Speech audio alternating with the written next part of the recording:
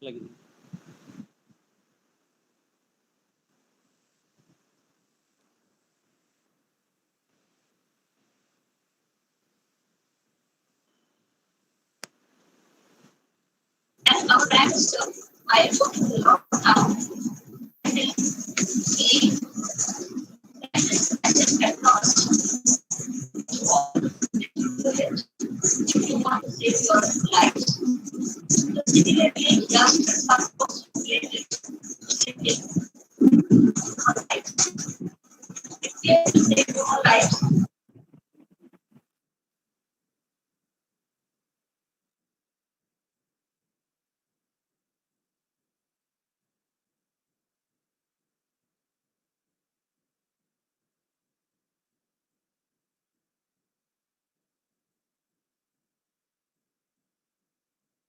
Hello.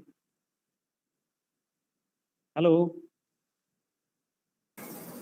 Hi, sir. Am I audible? Am I audible? Yes, sir. Okay. Yes, sir. Okay. Okay. Okay.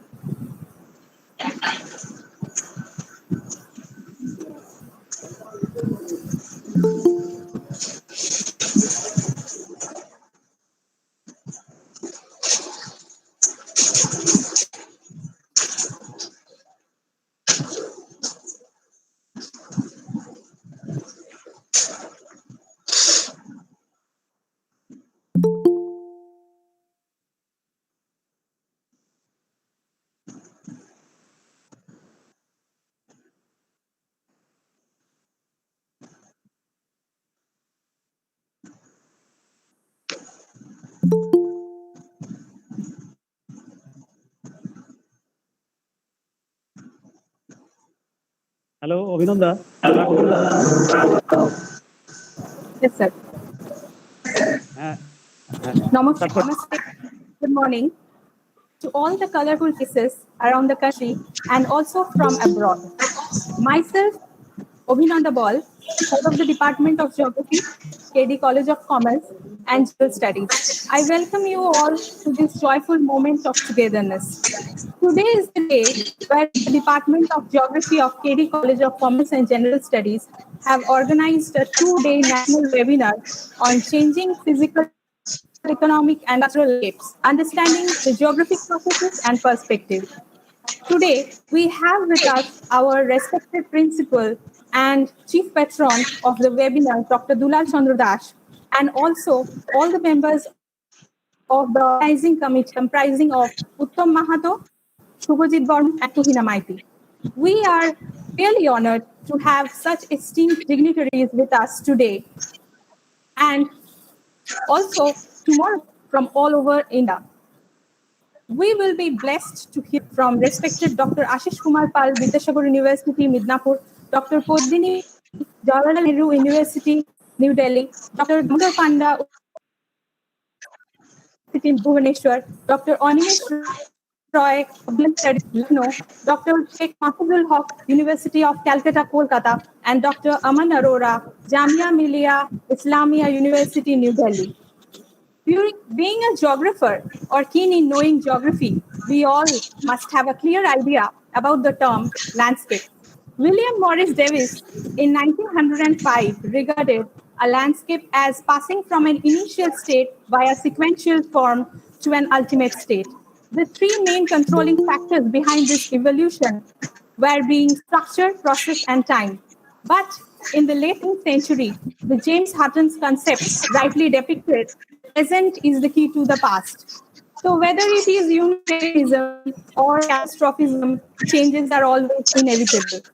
From the oceans to continental lands, human activities have altered the physical characteristics of Earth's surface.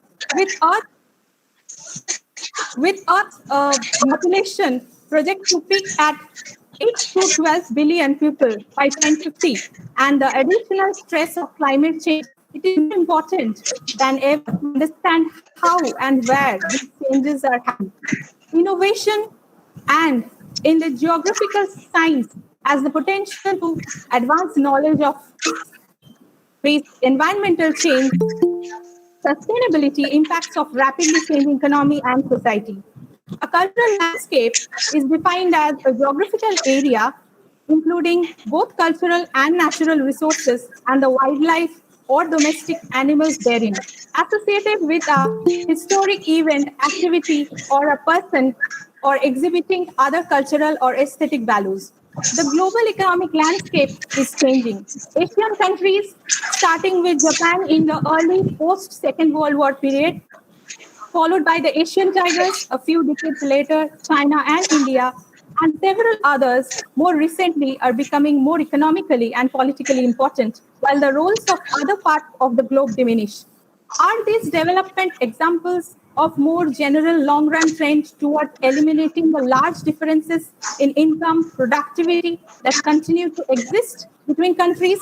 What in economic jargon is called the convergence. Unfortunately not. The failure of most poor countries to improve their position in the global economy puzzles economists and had done so for a long time. In fact, the classical political economists from Adam Smith onwards were already concerned with this issue. Since they believed that capital accumulation was the source of economic growth, they tend to put the blame for such failure on impediments of capital accumulation, particularly regulatory hurdles. Such arguments are central, of course. These issues are, of course, breathtaking to all of us. So, without wasting further time, let's dive into gathering knowledge about the intricate problems and solutions of the present world from our eminent guests in order to better understand our past and brightening our future. Before that, I would like to summon our respected principal, sir, to give out welcome address to our dignitaries. Sir, please take over the mic. Am I audible? Yes, sir. Yes. Am I audible? Yes, Thank you. yes. Okay. Namaskar. Welcome to everybody's. It's my proud privilege to welcome you all as a patron of today's webinar. Galaxy of educationists and academicians have joined in this webinar. It's a matter of great pride that Dr. Poddini Pani ma'am, Associate Professor, Department of Geography from Jawaharlal Nehru University, New Delhi, will deliver her valuable speech as chief guest. We are thankful to Dr. Animesh Roy, Assistant Professor in Geography, Giri Institute of Development Studies, Lucknow, Uttar Pradesh, will deliver his valuable speech as keynote speaker. We are also thankful to Professor Dr. Damodar Panda, Associate Professor in the Department of Geography from Utkal University, Bhubaneswar, Odisha, has given his consent to deliver a lecture in this webinar as guest of honor. We are very much thankful to Professor Dr. Ashish Kumar Pal, Professor in Geography from Vidyasagar University, Midnapur. He has consented to spare his valuable time by delivering an auspicious lecture in this webinar. We are delighted and also proud of for joining of Dr. S.K. Mofizul Haq, Associate Professor in Geography of Calcutta University, Kolkata. It is also our great pride, Dr. Aman Arora from Jamia Millia Islamia University, New Delhi, has joined in this webinar. Teaching, non-teaching staff, and students of our college, other participants throughout India and abroad. Hearty congratulations to all of you to participate, to enjoy, and to share the knowledge in this platform. All of you stay home, stay safe, and share your knowledge to the fellow neighbors. Thanks to the organizing secretary and joint secretaries of the Department of Geography to organize such a beautiful and befitting webinar. Thank you all.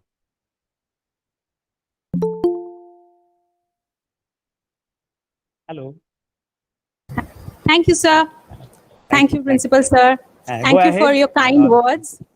Thank you, sir. Thank you for your permission. Firstly, I would like to invite and take upon the mic to our esteemed and honorable guest, Dr. Animesh Roy from Giri Institute of Development Studies, Lucknow. I would like to introduce something about him. Animesh Roy received his doctoral degree in development geography from the Jawaharlal Nehru University, New Delhi in 2015. He is presently working as an assistant professor at the GIDS, Lucknow. His wide interest of research include land disposition and rural transformation, political economy, peri-urban land rush, and Kashi matrilinear society. Many of his sole-authored research papers and critical comments have been published in refereed journals of international and national repute, such as Journal of Land and Rural Studies from Sage Publication, Asian Profile, Journal of Rural Development, Indian Journal of Special Science, and many more, numbering to almost 11. He critically review of the book Dispositions Without Development, Land Grabs in Neoliberal India had been published in American Journal of Sociology 2019, one of the top sociology journal in the world. He has also contributed a chapter in the book Land and Livelihoods in Neoliberal India, May 2020, published Palgrave Macmillan, UK.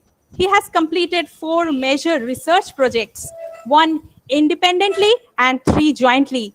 So, summing up, we can say that we are having a total fun and knowledgeable time with him. So please welcome Dr. Animesh Roy with us. Sir, please take over the mic.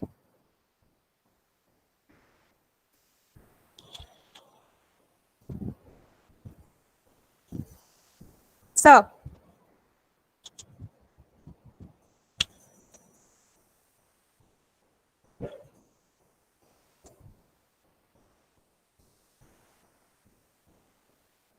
Thank you, sir.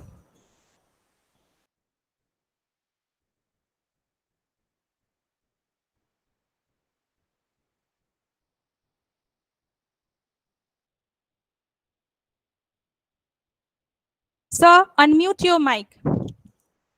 Sir, please unmute your mic.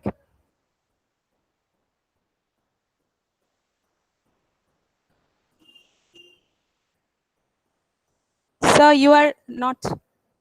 Sir, you are inaudible.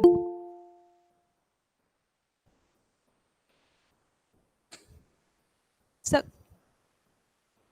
go to the main page of Google Meet and yes, sir. Yes, sir. Now you Can you hear me? Audible. Yes, yes, yes, yes, just, yes, just, sir. Yes, just sir. please give me a minute. Please give me a minute. Yes, yes. Okay, okay, sir. So, can you see my slide? Is my slide visible? Yes, sir. Yes, sir. It's visible. Okay, okay, fine.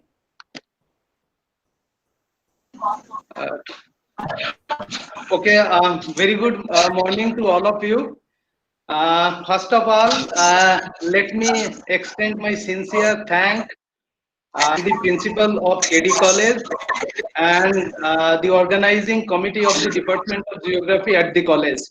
So it is indeed a great pleasure for me to be associated with an academic program organized by this college. And I am indeed happy because I started my academic career from Midnapur. So anyway, thank you very much for giving me this opportunity to speak before you.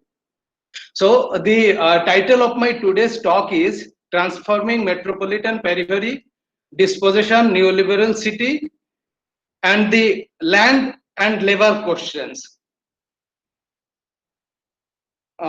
So my talk will basically focus on Razarhat, a community development block adjoining Kolkata metropolis, where the previous left front government had acquired about 7,000 acres of land over a period of 16 years between 1995 and 2011 to establish IT parks, financial hubs, dwelling units, and institutions in the form of uh, a planned urban center, which we now know as Razarhat New Town.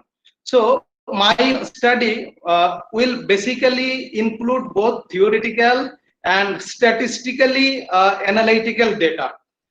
So since my study will involve both types of analysis, so I'll begin my presentation with a theoretical background followed by the data analysis. So in the first table, before I go into the theoretical debate, so let me present the table before you. So in the first table, we can see that there are 26 revenue villages in Razarhat, where from the previous left front government acquired a large amount of land.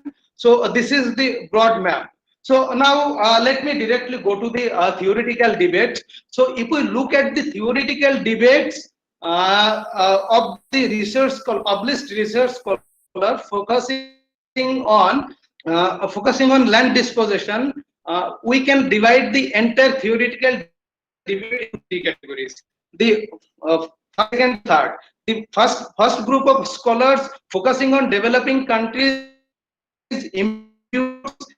alienation of childhood, depression of the politics, social exclusion, and marginalization of post-colonial dispossession of land. On the other hand, land dispossession as an engine of operation, unemployment, and eventually destitution. The third of course is very important for my analysis. So let me give you a brief elaboration about this third set of scholars. So third set of scholars, on the other hand, productively analyzes the processes for the purpose of capital accumulation in the global south through talk about harvest. When primitive accumulation and harvest accumulation by disposition, please keep this thing in mind that these two concepts directly or indirectly take us to the land enclosure movement that happened in England in the pre-industrial phase, by which the government of England dispossessed masses of the peasants, and who ultimately ended up with becoming proletariats who did not have anything but to sell their labor power. And this proletarianization, the process through which the peasants were dispossessed, or in other words, we can say this dispossessed peasants actually played a crucial role for centuries of creation, expansion, and capitalist reproduction. Okay, so while in the global land graph literature, these two concepts have been used to analyze basically three issues. The first one is dispossessory responses to the capitalist crisis. Second one is use of extra economic means for capital accumulation. So now let me explain this term extra economic means, because this would be very much significant for my analysis. When we talk about extra economic means of land disposition or capital exploration, capital accumulation, please note that by extra economic means we mean two forces. One is the legal forces, that means the acts that helps the government or any other agency to acquire land, and the political forces. So extra economic means basically includes two forces, legal forces and political forces. So as I was saying, I talked about the second issue, the use of extra economic means for capital accumulation, and the third one is creation, expansion and reproduction of capitalist social relation. But either of these two sets of studies focusing on India basically looks into the logical modus operandi of the government. By logical modus operandi of the government, I wanted to mean that the way the government is actually taking away from the land. Okay, so it also talks about its form, predation and control over land by capital. In other words, the way in which disposition is legally and politically orchestrated by the state in order to serve different class interests. So now, one set of prominent scholars across the world argues that the primitive accumulation is actually not a historical event. It is an ongoing phenomena. On the other hand, a famous social scientist named Drake Hall argued that the people being dispossessed today live under the same condition as did the medieval English peasantry is somewhat ironic one. I mean, by this statement, what I wanted to mean that if we try to compare the people being dispossessed today in the global south now, and if we compare them with the people dispossessed peasants of the England in the 16th and 17th century, will be somehow ironic on. And my analysis will actually proceed from Drake Hall's theoretical contravention. So based on this theoretical contravention and building on the data that I extracted, building on the data that I extracted through a longitudinal field survey carried out in Razarhat, I would argue that the two the two critical forces applied for acquiring land in especially in India, that means the legal and political force, is actually a small or thin fibril of the complex whole idea of primitive accumulation. Okay, so my central argument will go around this, and while explaining the data, I'll look into this entire thing. So before I go into the discussion about the data and all, let me very briefly explain what primitive accumulation is and what accumulation by dispossession is. Unless and until we get to know about the primitive accumulation, the making my analysis about the entire data will be meaningless. So primitive accumulation basically is a historical process of two transformations. Please note this. This is a very, very crucial concept that I will be used in my application. So primitive accumulation is basically a historical process of two transformation. First transformation is that the first transformation is whereby the social means of subsistence and production are turned into capital. That means the land will be converted into capital. Okay, land is a fixed capital, but here we are not talking about fixed capital. Land will be converted into, or it will give, it will lead to some sort of, this monetary capital, which will generate, money again and again. So the first transformation, as I said, is the social means of subsistence and productions are turned into capital. And the second one is that the immediate producers, that means the farmers, will be converted into free wage laborers who will have nothing but to sell their labor power. So this is also another very, very critical point to understand what primitive accumulation is. So the second transformation will be very much crucial while doing my analysis later on. So, on the other hand, when we talk about accumulation by dispossession is more recent in terms of genesis of the concept, and this concept was actually given by famous geographer teaching in Johns Hopkins University in USA, David Harvey. And according to him, accumulation by dispossession actually involves various forces of commodification, corporatization, and privatization that turns the land and resources, various resources, water, forest, seacoast, air, etc., into capital. So it is basically a broader processes of capital accumulation involving variegated means. That these means are predation, fraud, thievery, violence, and so on. And what actually accumulation by dispossession does? Accumulation by dispossession, through accumulation by dispossession, the capitalists actually get hold of the resources and they convert these resources into capital by various means. For example, like Ponzi schemes, large agricultural plantations, agribusiness, dams, real estate development, and so on. Okay, so here one has to understand the distinction between primitive accumulation and accumulation by dispossession. So famous geographer Glassman says that accumulation by dispossession is actually a reconstruct of the primitive accumulation in the global north. By global north, we mean the developed capitalist countries.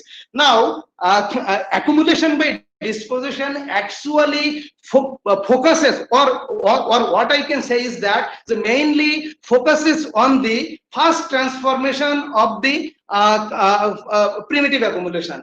That means the conversion of resources into capital.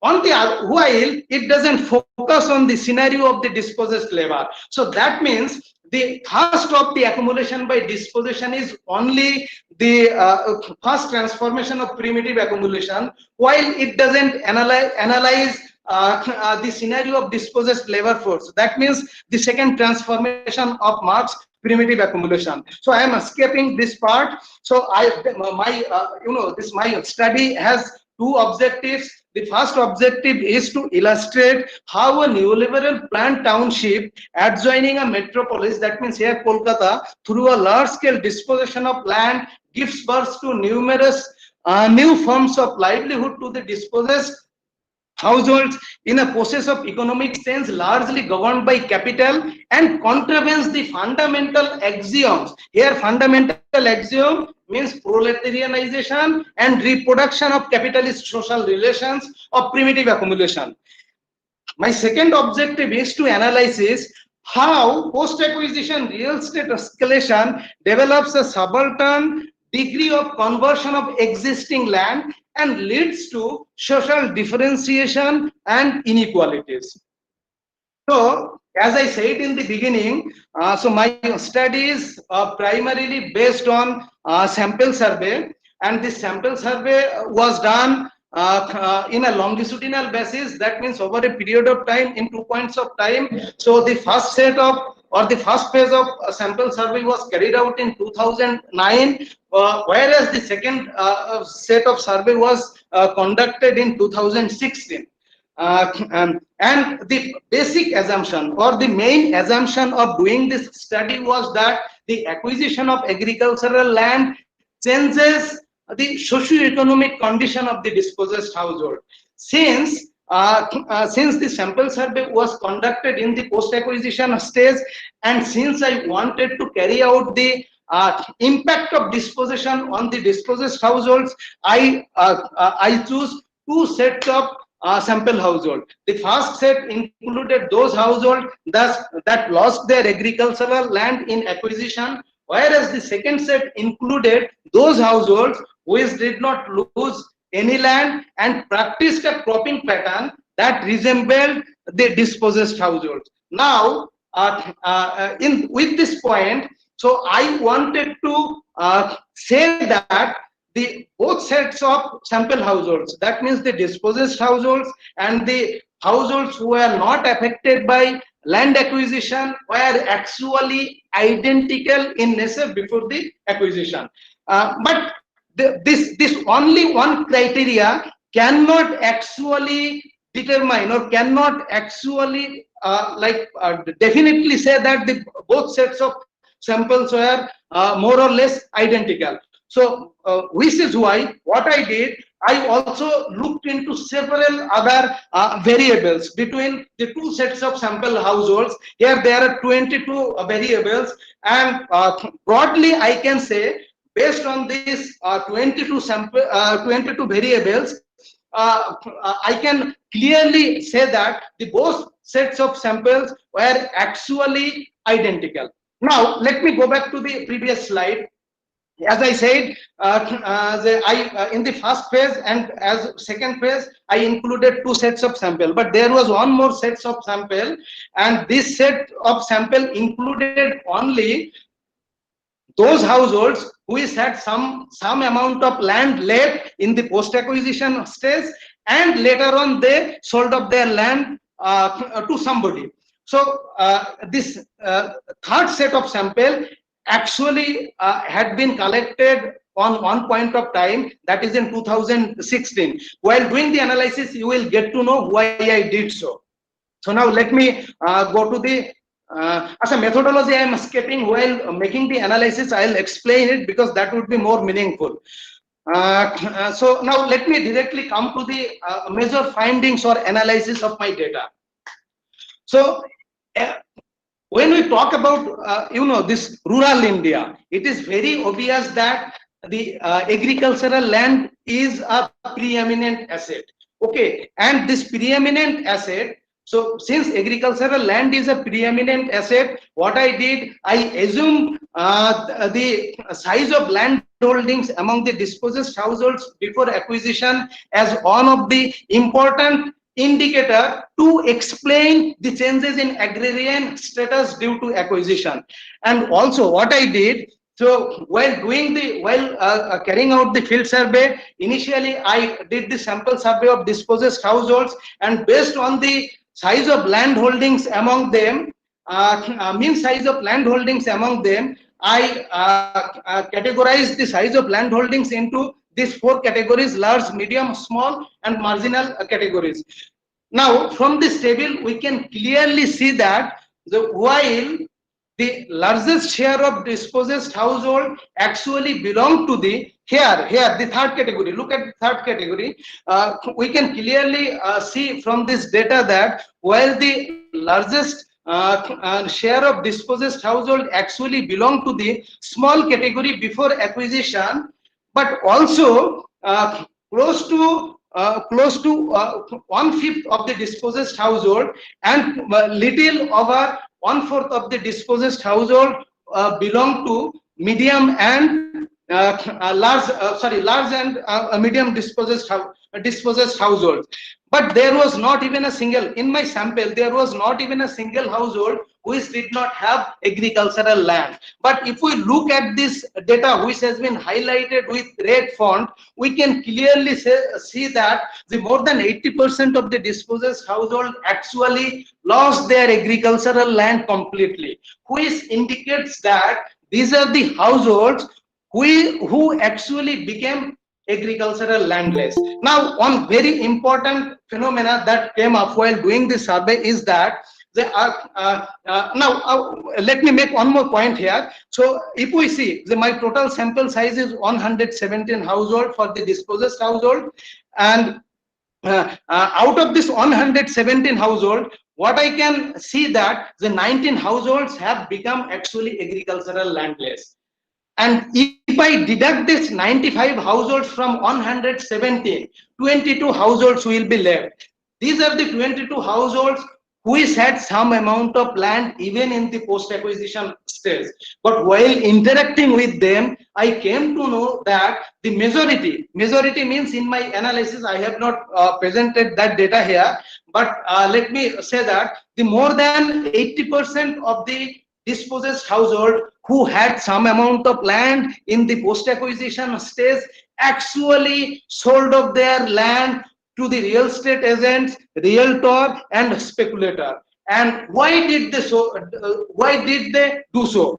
So this raised a critical question in my mind, and keeping this critical question in my mind, I thought while doing the second phase of sample survey in 2016, I thought it would be a great initiative if I can look into what are the factors that are driving these 22 households who had some sorts of land in their hand to sold off further.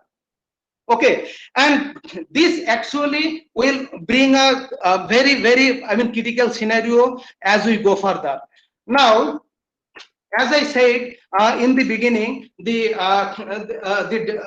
scale of disposition in Razarhat was actually massive, and this massive disposition of land actually eradicated the cultivable land almost from the dispossessed household.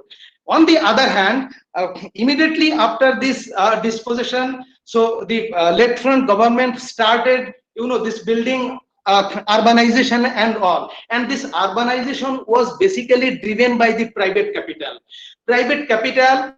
that lost IT hubs, financial institutions, large scale real estate houses, and this educational institutions. So these are the new activities that actually emerged in the rural areas, and these new activities, the new forms of development, led to diversified forms of new activities, and these new activities become a played a very, very critical role to pull the dispossessed household into new sorts of economic activities. So now if we look at this data, here I have presented the household wise data and the prime economic activities changes that took place among the dispossessed households. If we look at the data here, we can see that that a large amount of dispossessed household, or a large proportion of dispossessed households, actually have established their foothold in various non-farm activities. This which included, carpenter, mason, grill maker, plumber,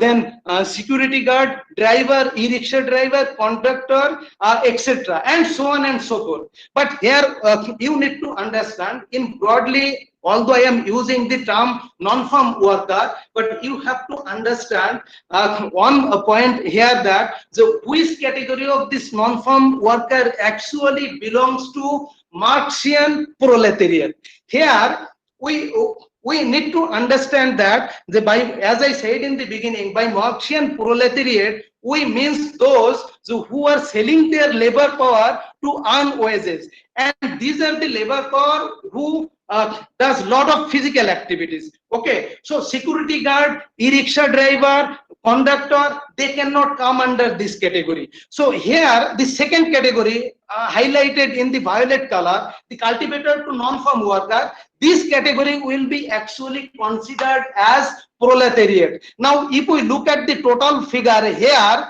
so we can see that in 2009 close to 40% of the dispossessed household actually became proletariat. Okay, but if we look at the figure in 2016, it shows a slight decline. That means it declined by close to 3-4%, and it came down to 37.61%.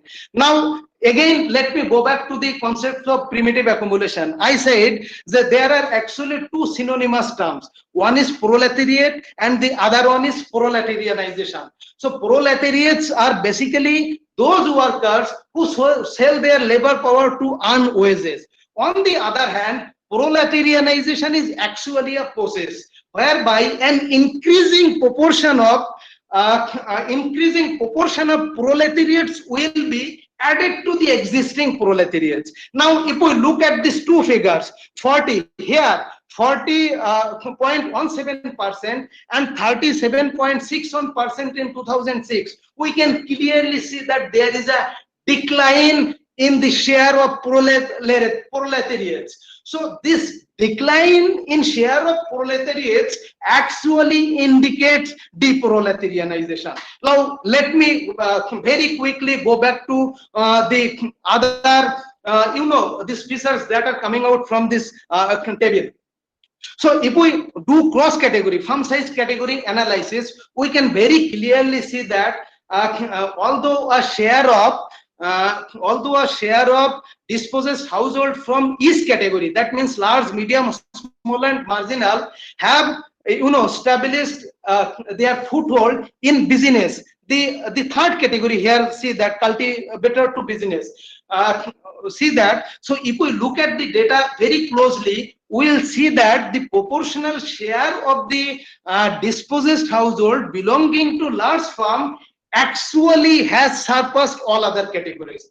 By saying this, or in other words, or put differently, I can say that the share of dispossessed households being involved in business in the post-acquisition stage has actually a positive relationship with the size of land holdings. That means, or in other words, if the size of land holdings goes away, if the size of land holdings go up, we will see the increasing trend of the dispossessed household to be engaged in the business or vice versa. Now, when we talk about business in Razarhat, business actually includes both petty and flourished businesses. Now, what are the flourished businesses? Flourished businesses in Razarhat basically include gas agencies, motorbike and car service center, car and motorbike parts, mobile shop, garment shops, hotelier, renting out properties, and so on. On the other hand, when we talk about the petty businesses actually includes those that are more of menial in nature. For example, fruit seller, vegetable seller, then food stall on trolley, and so on. Now, another crucial factor that is coming out from here is that this table, the variable that has been highlighted in green color, we can see that the share of households engaged in economic activities that include driver, e-rickshaw driver, conductor, security guards, and so on, have actually increased over time. In 2009, the share, look at the total highlighted in green color, the share was 17.95%. This share increased to 23.08%. Now, one has to understand the difference between the cultivator to non-farm worker. Actually, the cultivator to non-farm worker, by which I meant the proletariat. That means the difference between proletariats and driver, e-rickshaw driver, conductor, and security guard is that the second set, that means driver, conductor, and this category is actually. The second category is actually service providing labor, and the service providing labor, the term was coined by famous geographer or sociologist Saskia Sassen, and subsequently it was again reinforced by, I don't know how many of you know Kullan Shannal, Professor Kullan Shannal, late Professor Kullan Shannal and Rajesh Bhattacharya. They used this term. Kullan Shannal used this term in his path-breaking book Rethinking Capitalism, and their outstanding scholarship that came out in Economic and Political Weekly. So these are the scenario. Now, one more scenario that came out from this table is that the Razarhat actually reflects an image of what Saskia Sassen called just 1 minute.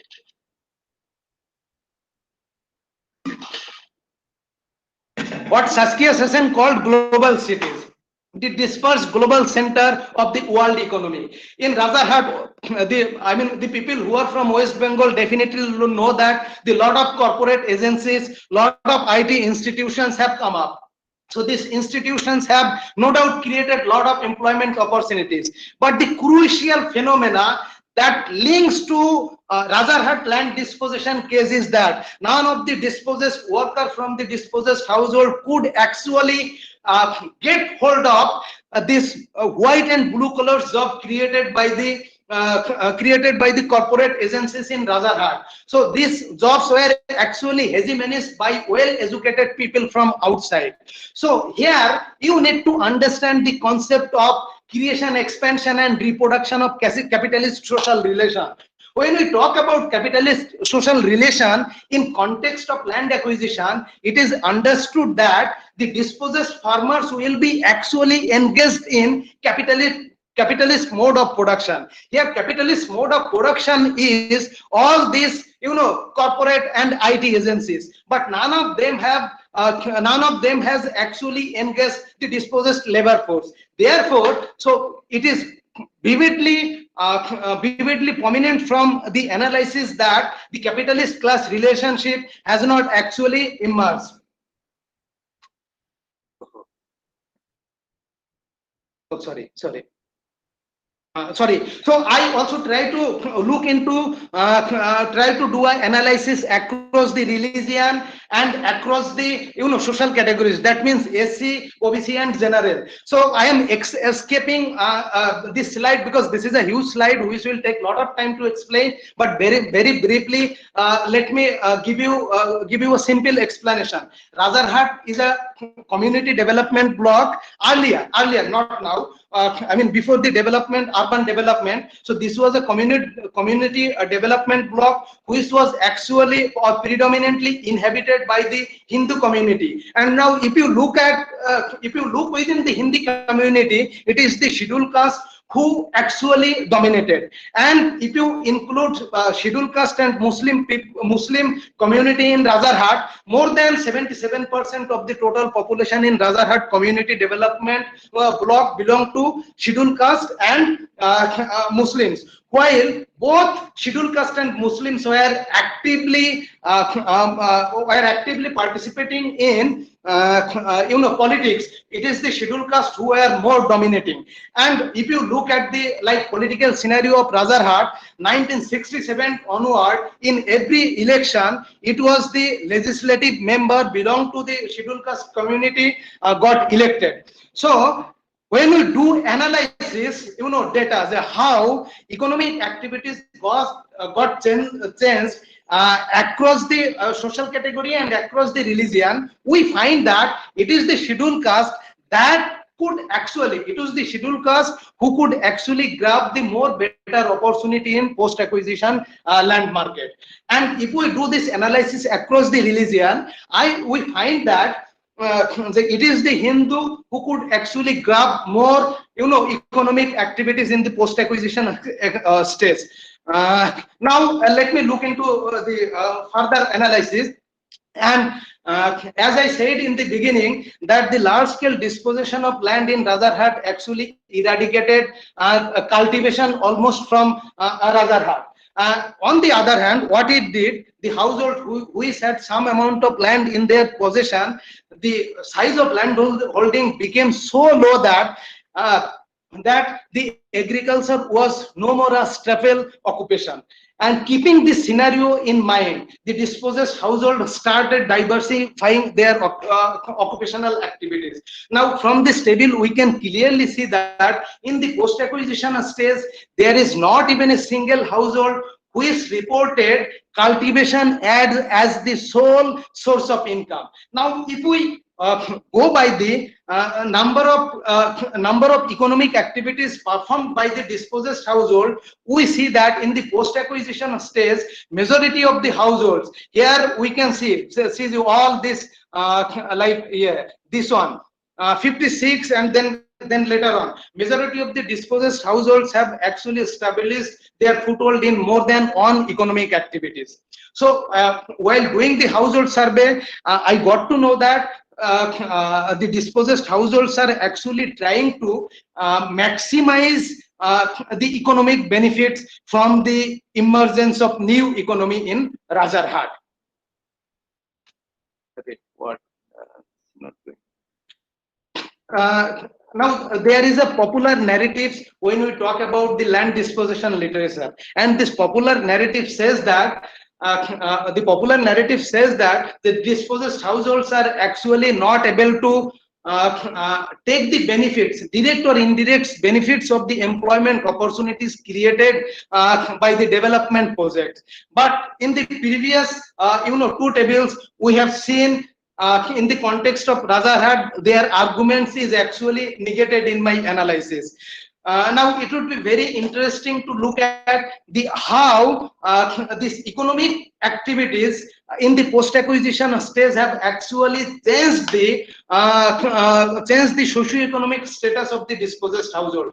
Now all of us know that there are there are two criteria, there are two conditions or two factors by which we can analyze the economic status of a society or household. One is per capita income, and the other one is per capita consumption expenditure. But when we talk about India or the rural India, it is very difficult to get the actual figure of income from the households. So keeping this limitation in view, I adopted the second criteria. That means the per capita consumption expenditure, and per capita consumption expenditure was estimated based on some selected items consumed by the dispossessed households and farming households unaffected by acquisition.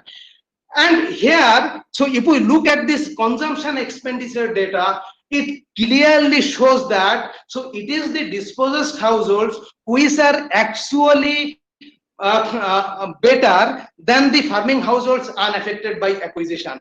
And if you go across the size category, you can clearly see that so it is the large and medium farmers whose consumption expenditure is much more higher than the all other categories. And the most important thing is that over the 2 points of time, that means the longitudinal survey that I did between 2009 and 2006, I can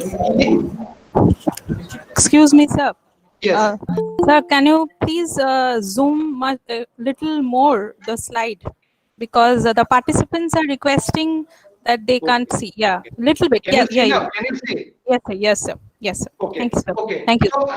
So the analysis that I was making. So what I did, I also tried to look into the changes in mean monthly per capita consumption expenditure. Put differently, how the changes are taking place across the farm size categories. That means across the household divided into different farm size categories.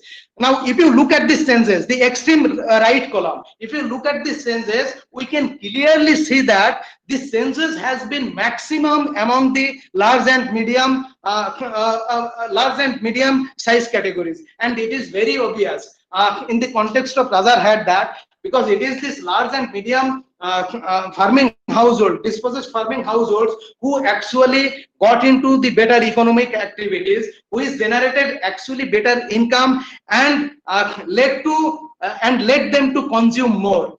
Now, overall, if we look at the scenario of the consumption expenditure over the year and between the two sets of household, dispossessed households and farming households unaffected by acquisition, we can see that the changes, the magnitude of changes in monthly per capita consumption expenditure for farming households unaffected by acquisition has been 4 times lower than the household lower than the dispossessed households. Here, look, this right side column highlighted, in the right side column figure highlighted in both green and blue color. 27.11% change actually happened for the dispossessed household, and only 6.31% happened for the farming households unaffected by acquisition. So this clearly shows that the dispossessed household actually became better off in the post-acquisition stage.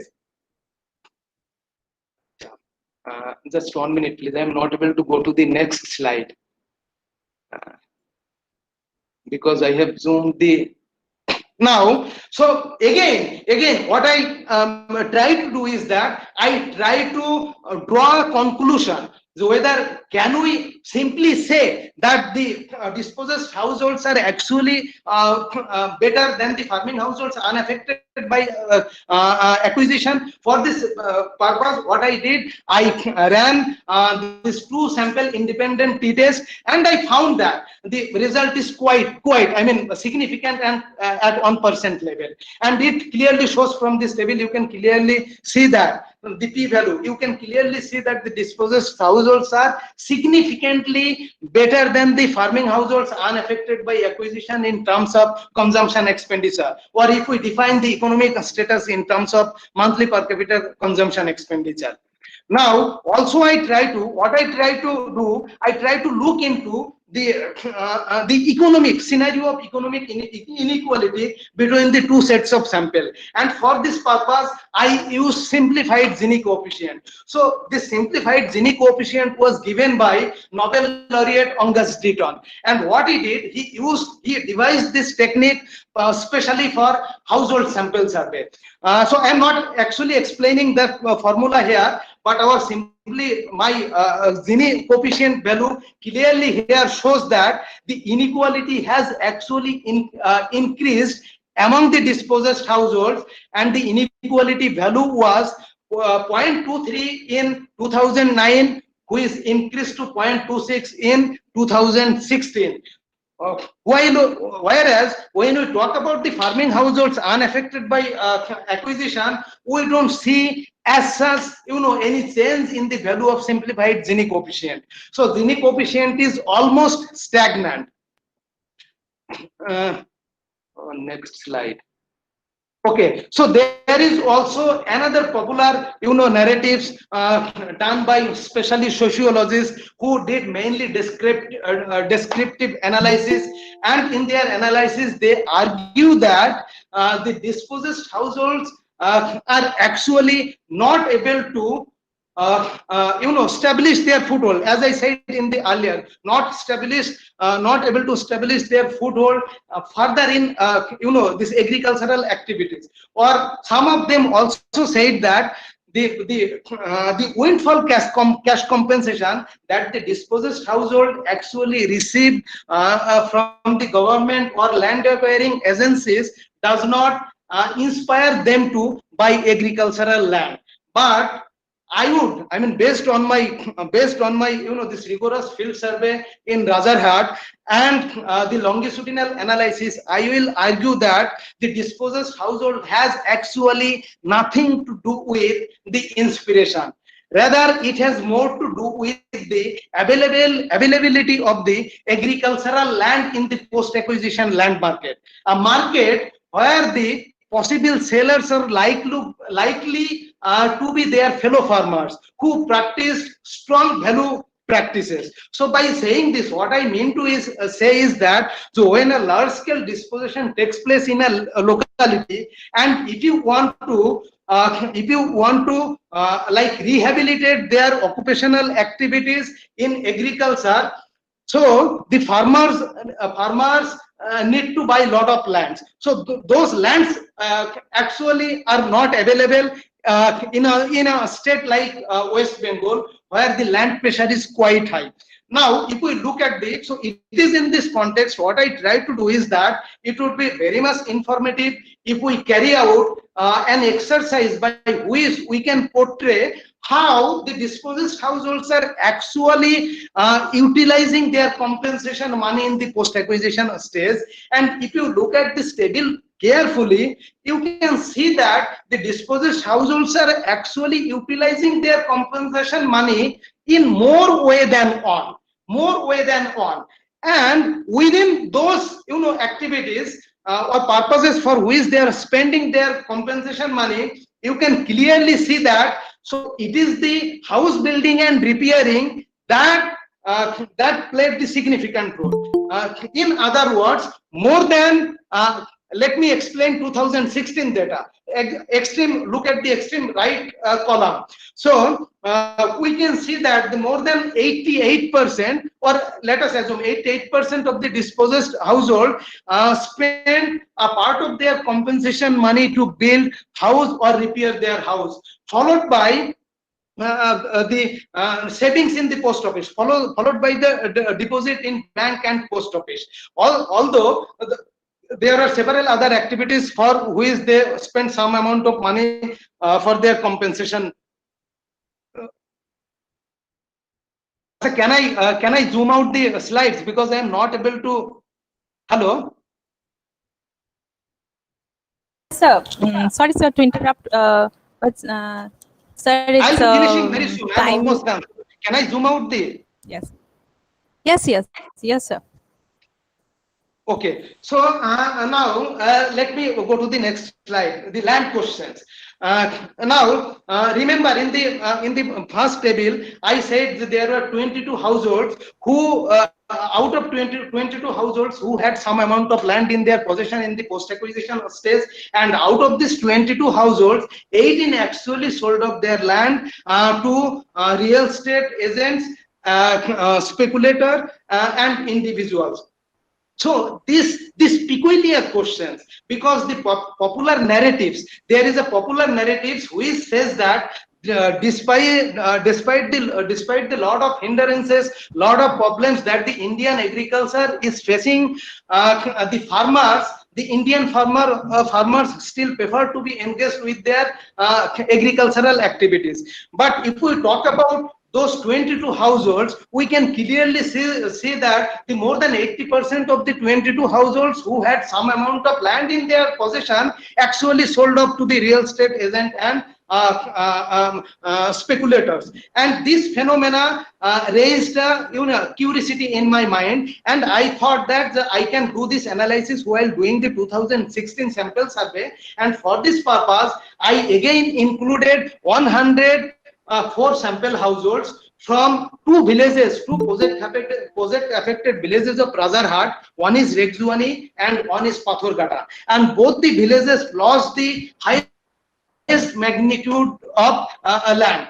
And now, so here in this context, so let me give a brief historical background. So when the neoliberalization came into, or when the neoliberalization or liberalization was introduced in India, so in West Bengal, the left front government also started bringing dramatic change in development policies. The left front government brought industrial policy reform in 1993 and 94. In same year, the left front government also designed the Razarhat township plan. So these are the two phenomena that actually led to sprouting of real estate, slowly sprouting of real estate development in Razarhat.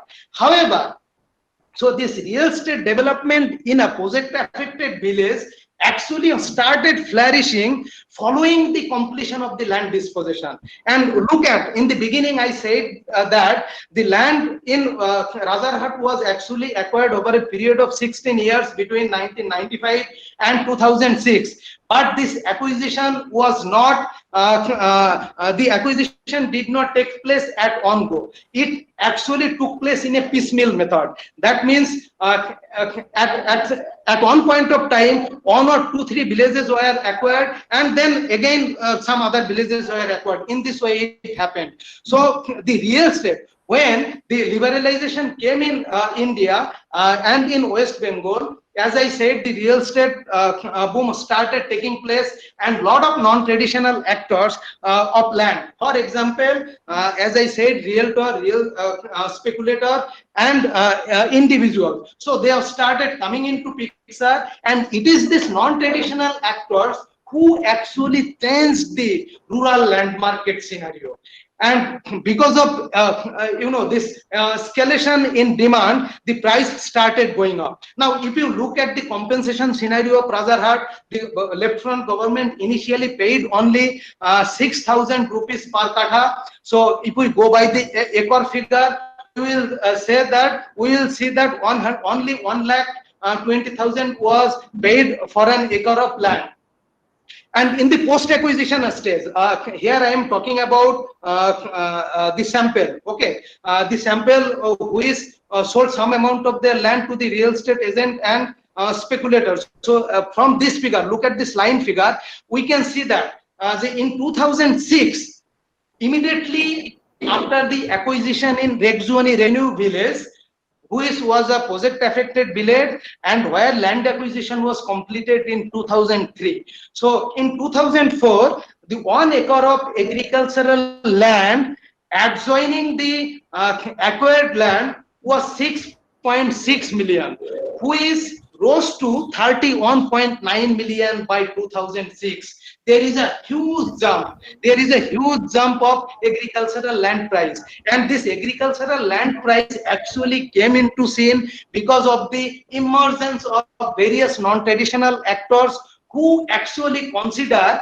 land as a consumption good than a production good. Okay, so that means they never consider land as a productive good.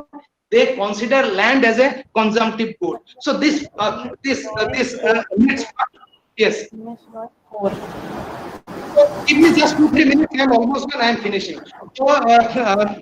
So this needs a very this needs further explanation. So further explanation in the sense that when the new actors like realtor and speculator started coming, they were using land for capital generation, and it is this real estate agent. Next, me go to the next slide.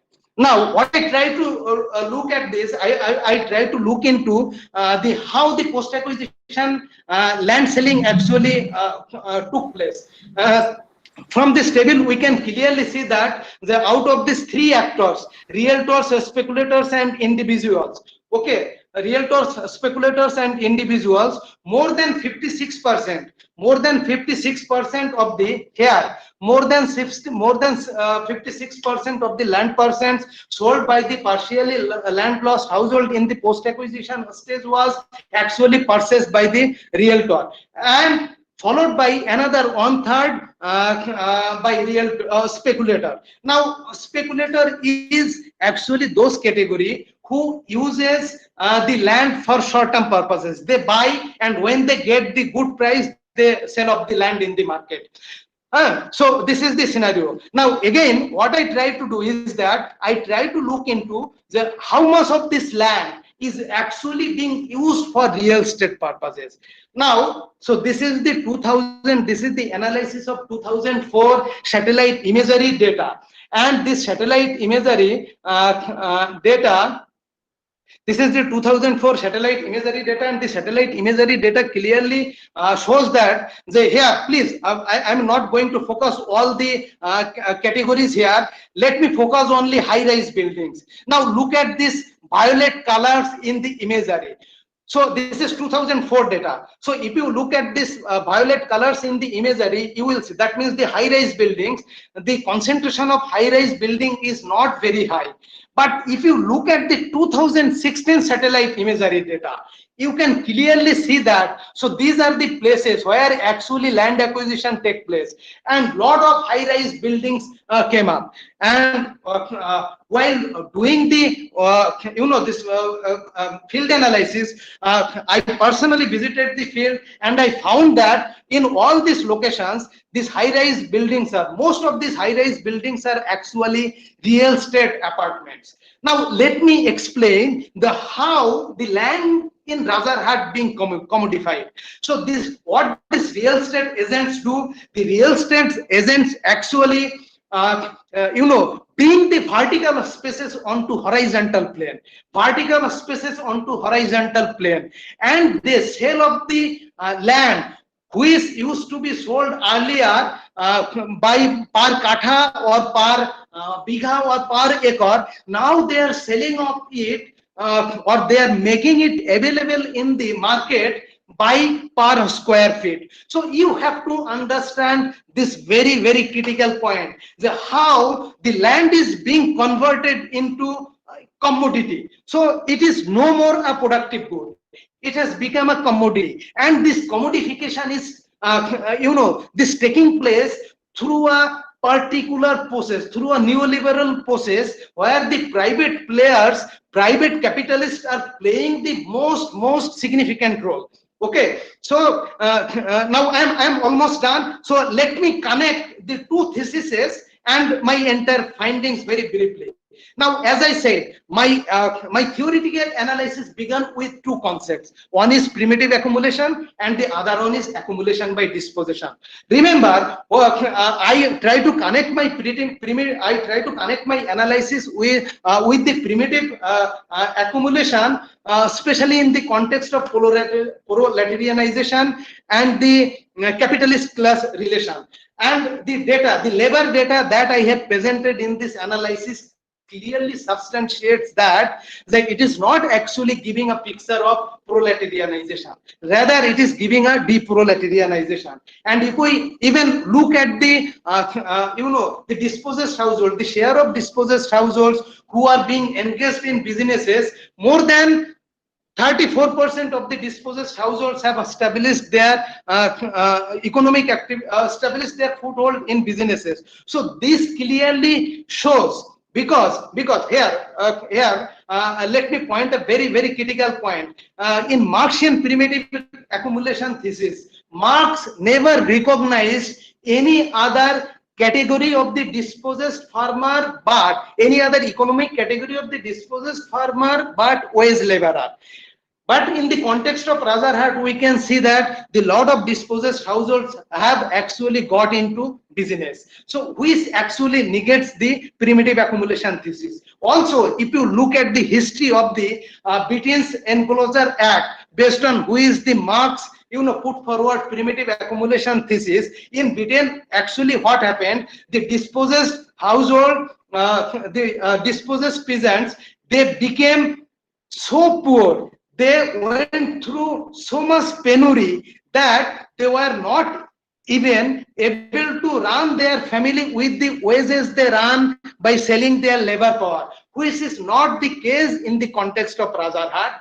Rather, Razarhat represents a case that shows a urban case, a neoliberal city case, that shows that dispossessed households are significantly better off than the farming households unaffected by acquisition.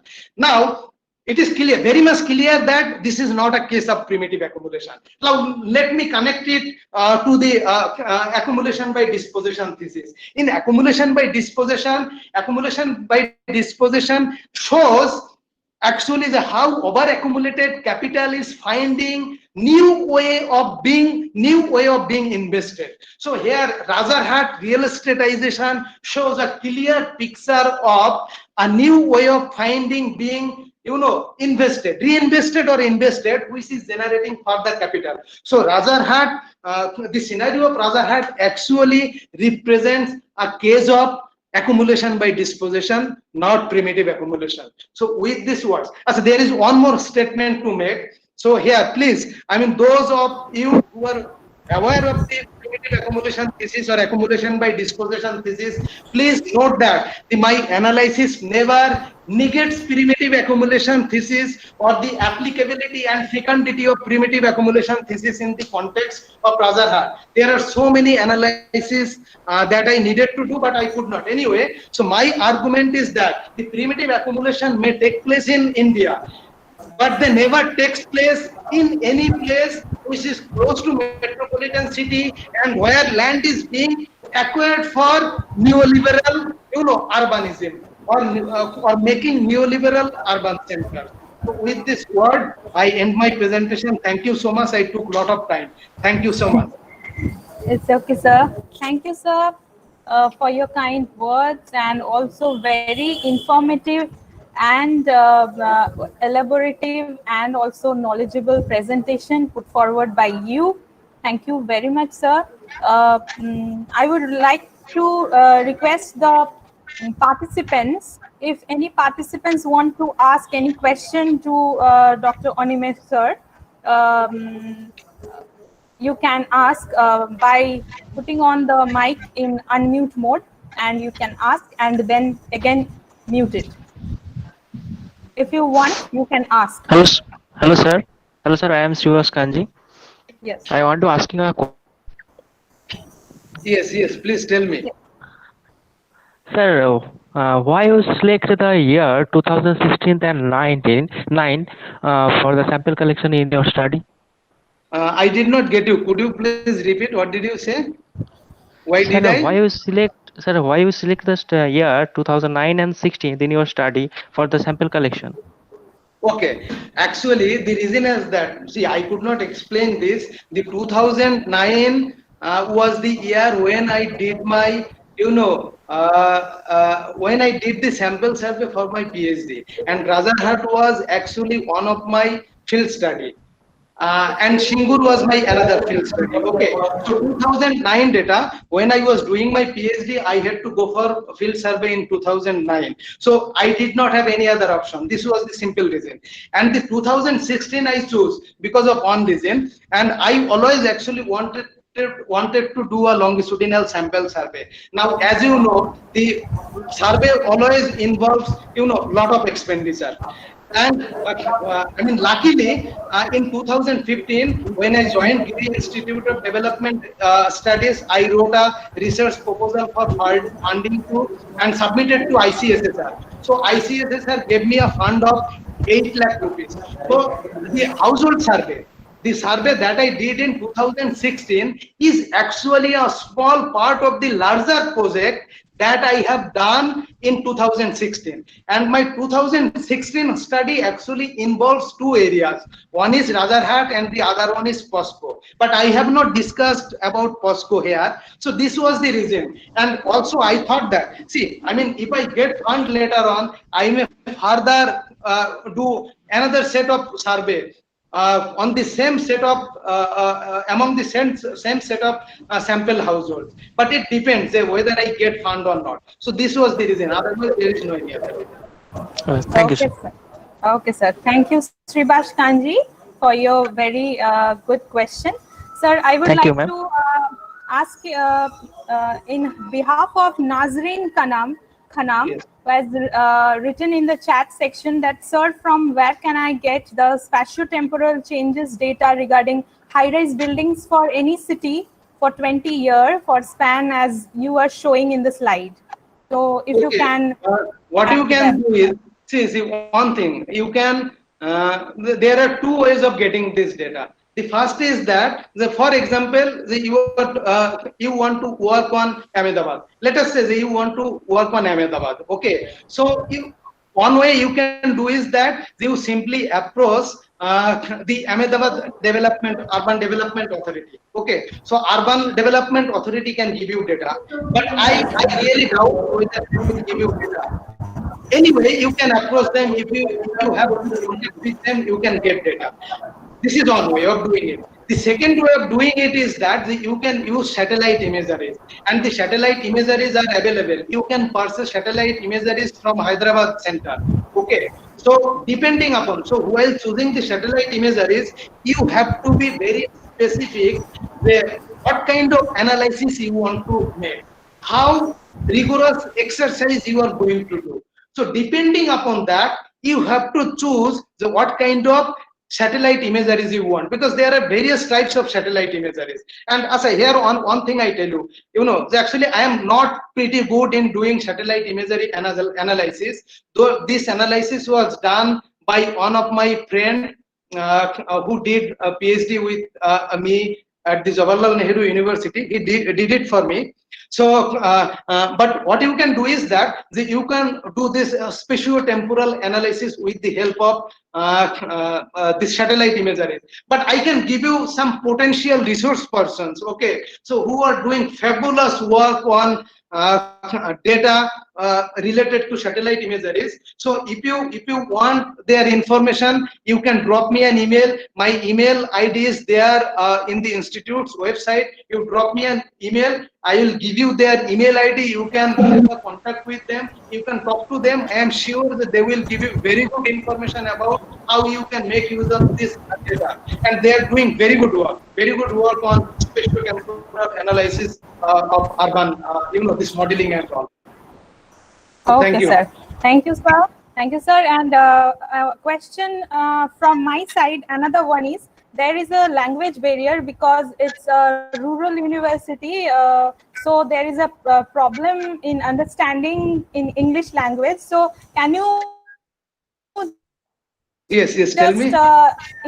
Just sum up your total presentation in Bengali or in Hindi?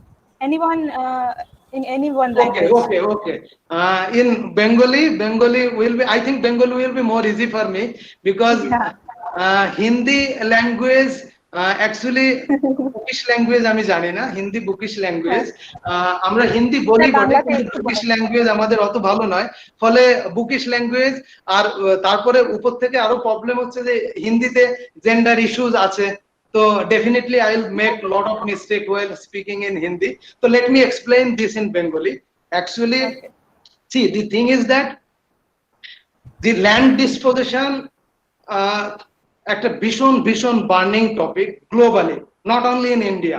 Definitely India একটা potential zone, যেখানে land ডিসপোজিশনের উপরে রিসার্চের মানে ভীষণ scope আছে। এক, second potential zone হচ্ছে চায়না, থার্ড পোটেনশিয়াল জোন হচ্ছে Africa, and fourth potential zone হচ্ছে ল্যাটিন আমেরিকা। তো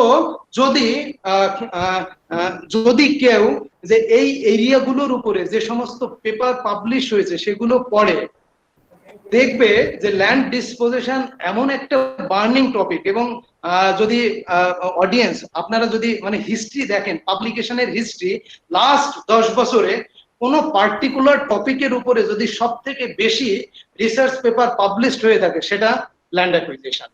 এবং এই ল্যান্ড অ্যাকুইজিশন একটা ইম্পর্টেন্ট টপিক, এবং এর এত বেশি স্কোপ। কেন স্কোপ? তার কারণ হচ্ছে কি যে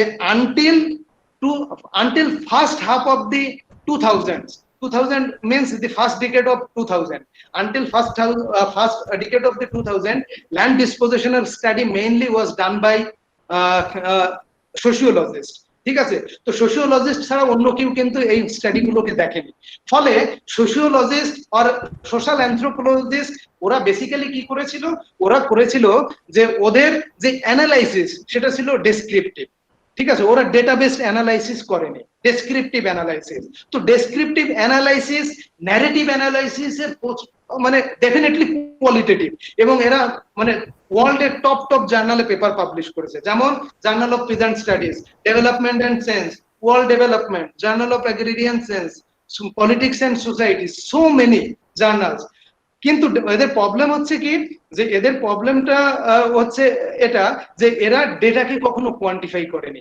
ফলে র্যান্ডমলি কি বলছে, যে যেটা আমি বললাম যে মার্কসিয়ান প্রিমিটিভ অ্যাকুমুলেশন আর অ্যাকুমুলেশন বাই ডিসপোজিশন, আপনারা যদি এটা দেখেন গুগলে যদি সার্চ করেন, ডেভিড হার্ভে ওয়ার্ল্ডের এমন একজন স্কলার যার কনসেপ্ট অফ প্রিমিটিভ অ্যাকুমুলেশন, যে concept of accumulation by disposition, যেটা দি নিউ ইম্পেরিয়ালিজম বলে একটা বই পাবলিশ করেছিলেন ডেভিড হার্ভে 2003 তে।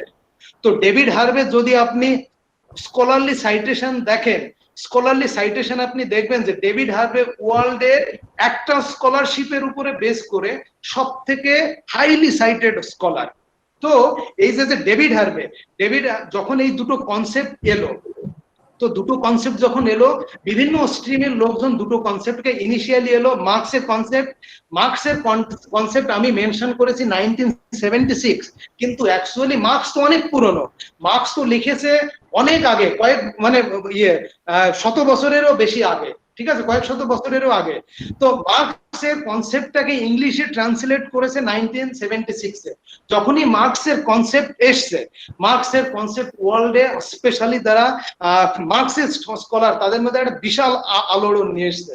এবং মার্কস হচ্ছে যে আমরা যখনই যে ইকোনমিক্স বা সোশিওলজির যে দিকটাতেই বলি, প্রত্যেক জায়গাতেই মার্কস আছে, মার্কসের থিসিস কোনো না কোনো ভাবে কানেক্টেড হবে। তো আমরা যেটা আমি বলেছি, সোশিওলজিস্টরা মেইনলি আগে ইউজ করেছিল accumulation by disposition and primitive accumulation. আমি দেখলাম যে ইন্ডিয়াতে অ্যাকচুয়ালি এই দুটো কনসেপ্ট ইন্ডিয়ান কনটেক্সটে ইউজ করেছে খুব কম স্কলার। তো আমার মনে হয়েছে যে এটা একটা পোটেনশিয়াল দিক যেটা করা যেতে পারে। এবং ইয়েস, জাস্ট 2 মিনিটে আমি শেষ করছি। এবং প্রমিনেন্ট স্কলার্স গুলোর মধ্যে আমি জানি না যে আপনাদের কজন জিওগ্রাফার জানে স্বপ্না ব্যানার্জি গুহর নাম। যদি স্বপ্না ব্যানার্জি গুহকে আমি রিকোয়েস্ট করি যে কোন জিওগ্রাফার যদি স্বপ্না ব্যানার্জি গুহকে না জানে, স্বপ্না ব্যানার্জি গুহর যদি লেকচার না শোনে, সে জিওগ্রাফারই নন। স্বপ্না ব্যানার্জি গুহ ইন্ডিয়ান হিউম্যান জিওগ্রাফারদের মধ্যে পাথ ব্রেকিং জিওগ্রাফার। ইন্ডিয়াতে এমন কোন জিওগ্রাফার নেই বা ইন্ডিয়ান অরিজিন এমন কোন জিওগ্রাফার নেই যে বাইরে তো পড়ায় যে স্বপ্না ব্যানার্জি গুহর প্যারালালি স্ট্যান্ড করে। তো স্বপ্না ব্যানার্জি গুহ হচ্ছে ডেভিড হার্বের স্টুডেন্ট, এবং স্বপ্না ব্যানার্জি গুহ ইন্ডিয়ান কনটেক্সটে প্রথম অ্যাকোমোডেশন বাই ডিসপোজিশন ইউজ করে। তো আমি যেটা বলতে চেয়েছি, আমি ভাবলাম কি যে দুটো কনসেপ্ট কিভাবে হতে পারে, যে আমি একটু ব্রিফ এক্সপ্লেইন করে দিই। প্রিমিটিভ অ্যাকোমোডেশনটা হচ্ছে যে কার্ল মার্কস নিয়ে এসেছিলেন ইংল্যান্ডের কনটেক্সটে, এবং যদি কেউ ইংল্যান্ডের ইন্ডাস্ট্রিয়াল হিস্ট্রি পড়ে, ইন্ডাস্ট্রিয়ালাইজেশন আসার 200 বছর আগে থেকে যদি হিস্ট্রি দেখতে শুরু করে, তাহলে দেখবে যে ইংল্যান্ডে 1700 আর 1800 সালের মধ্যে 5000-এরও বেশি অ্যাক্ট এসেছিল, যে অ্যাক্ট গুলোর মধ্যে দিয়ে, যেগুলোকে বলছে এনক্লোজার অ্যাক্ট, যে অ্যাক্ট গুলো দিয়ে ইংল্যান্ডে মাসেস পিজেন্টসকে ডিসপোজেস করা হয়েছিল।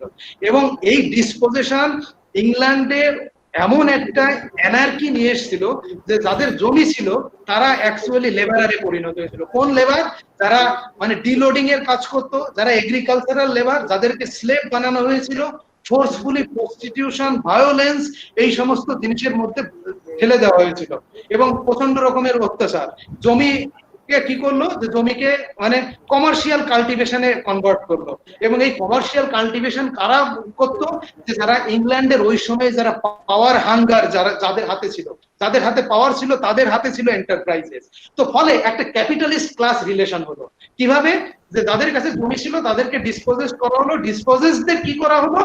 যে জমির থেকে উচ্ছেদ করে যারা জমি চাষ করতো, যারা ওনার ছিল, তাদেরকে ডিসপোজেস করে লিগালি তাদেরকে এগ্রিকালচারাল লেবারারে পরিণত করা হলো বা ইন্ডাস্ট্রিয়াল লেবারারে পরিণত করা হলো। তো এই যে সিনারিওটা, এই সিনারিওটাকে অ্যাকচুয়ালি বর্তমান গ্লোবাল কনটেক্সটে, গ্লোবাল সাউথ বলতে আমরা অ্যাকচুয়ালি ডেভেলপিং কান্ট্রিজ গুলোকে বলি। তো গ্লোবাল সাউথে এই কনসেপ্টটাকে মানে ইউজ করার চেষ্টা করা হয়েছে। এবং যে আমি চেষ্টা করেছি যে ইন্ডিয়ান কনটেক্সটে এটা কিভাবে এটাকে ইমপ্লিমেন্ট করা যায়। এবং আমার স্টাডি স্পেশালি ওয়েস্ট বেঙ্গলের কনটেক্সট এটা বলে যে যেখানে ল্যান্ড হোল্ডিং সাইজ এক্সট্রিমলি লো, চাষিদের ইনকাম নেই, চাষিদের ইনকাম প্রচন্ড কম। ওয়েস্ট বেঙ্গল গভর্নমেন্ট একটা রিপোর্ট বের করে, সেই রিপোর্টটার নাম হচ্ছে the studies on farm management evaluation wing agriculture department বের করে। যদি প্রত্যেক ডিস্ট্রিক্ট ওয়াইজ, ক্রপ ওয়াইজ আর পার একর ওয়াইজ ডেটা দেয় যে কিভাবে ইনকাম জেনারেট হয় প্রত্যেক ক্রপ ওয়াইজ, যদি সেই ডেটা দেখে বা কেউ যদি রিগোরাসলি ফিল্ড ওয়ার্ক করে ইনকাম জেনারেশনের উপরে, এগ্রিকালচার সেক্টরে ইনকাম জেনারেশন শকিং। সঞ্জয় চক্রবর্তীর যদি বুক কেউ পড়ে, the price of land, path breaking book, যেটা অক্সফোর্ড ইউনিভার্সিটি করেছিল। তো এই কনসেপ্টটাকে আমি বেসিক্যালি দেখার চেষ্টা করেছি। তার সাথে ডেভিড হার্বের কনসেপ্টটা, যে ডেভিড হার্বে বলছে প্রাইভেটাইজেশন, কর্পোরেটাইজেশন আর কমোডিফিকেশন, কিভাবে রিসোর্সকে প্রাইভেটাইজ করা হচ্ছে, কিভাবে রিসোর্সকে কমোডিফাই করা হচ্ছে, ল্যান্ডকে কিভাবে কমোডিফাই করছে।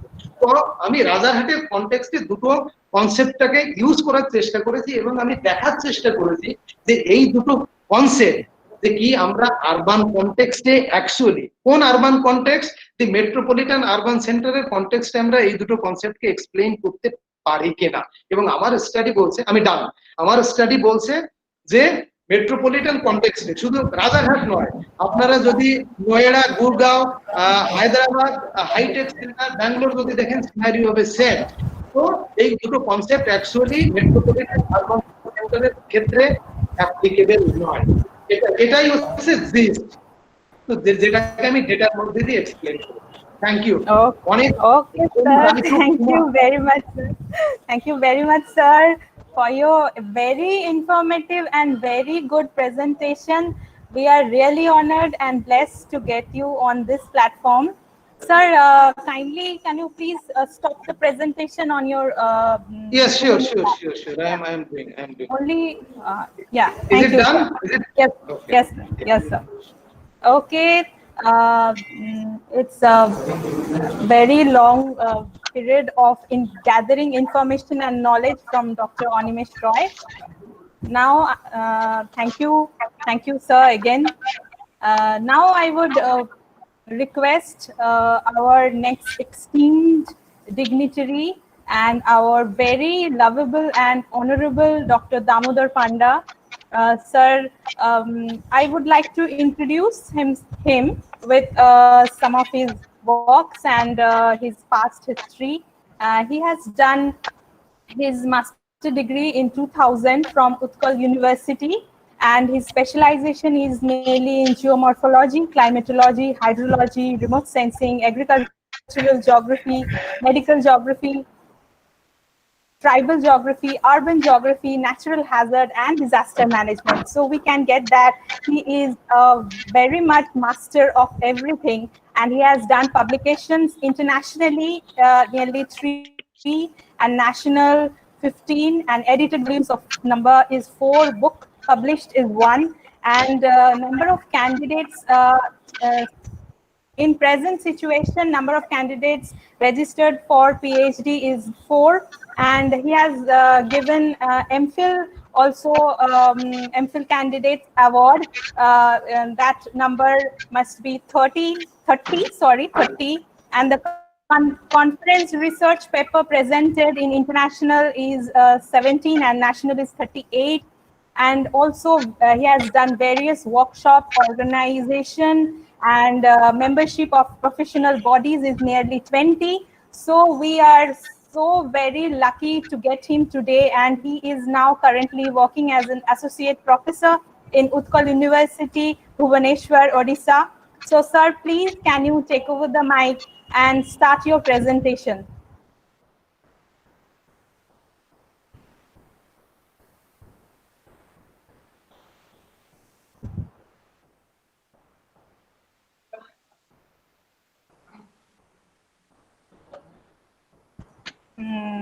Hello, Damodar sir, can you hear me? Sir, please unmute your mic and then.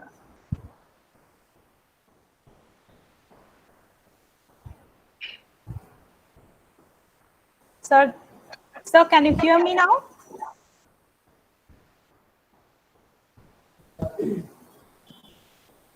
Damodar sir, can you please unmute your mic from Google Meet?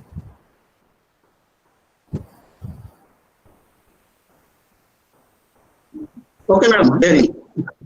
Yes, sir. Yes, sir. Now I can hear you. Sir, you can start your presentation, please, sir.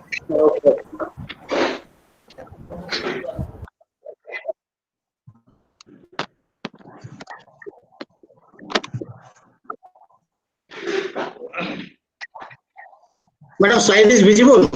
Hello? No, sir. No, sir. I think there is some technical difficulties. Yes, sir. It's coming. It's coming. Wait. Visible. Hello. You can present Okay. the slide. Okay. Good morning, everybody. The organization. Sir, slide is not coming still now. Slide not coming. No, not coming.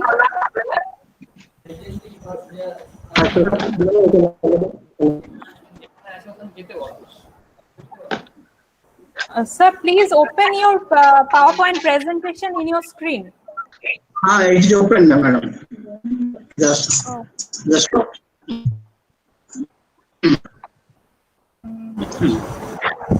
Onimus sir, can you, sir, please mute your mics? Sorry, sir. No, my mic is mute. No, sir, it's unmute. Yeah. Damodar sir, we can see your presentation. Sir, thank you, madam. Morning to all.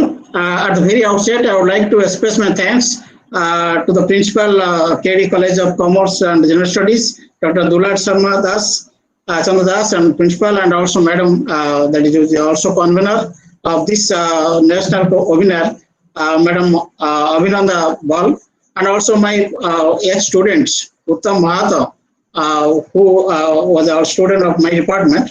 So the national seminar, that is our webinar, that is changing physical, economic, cultural landscape, their understanding, the geographic process and perspective is a very relevant topic for discussion.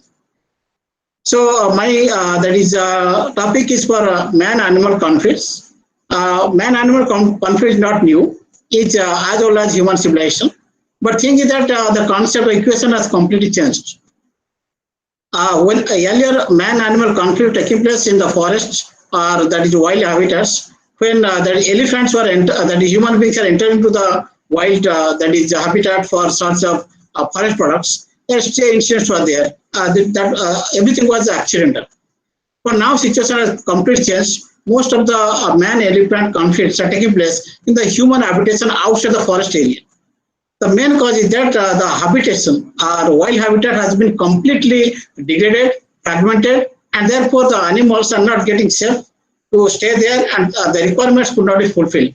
So they are coming out from the habitat, and this is only due to the developments, human interference in the habitat, particular degradation of forest, industrialization, urbanization, all these activities are going on. So nowadays, what happens now?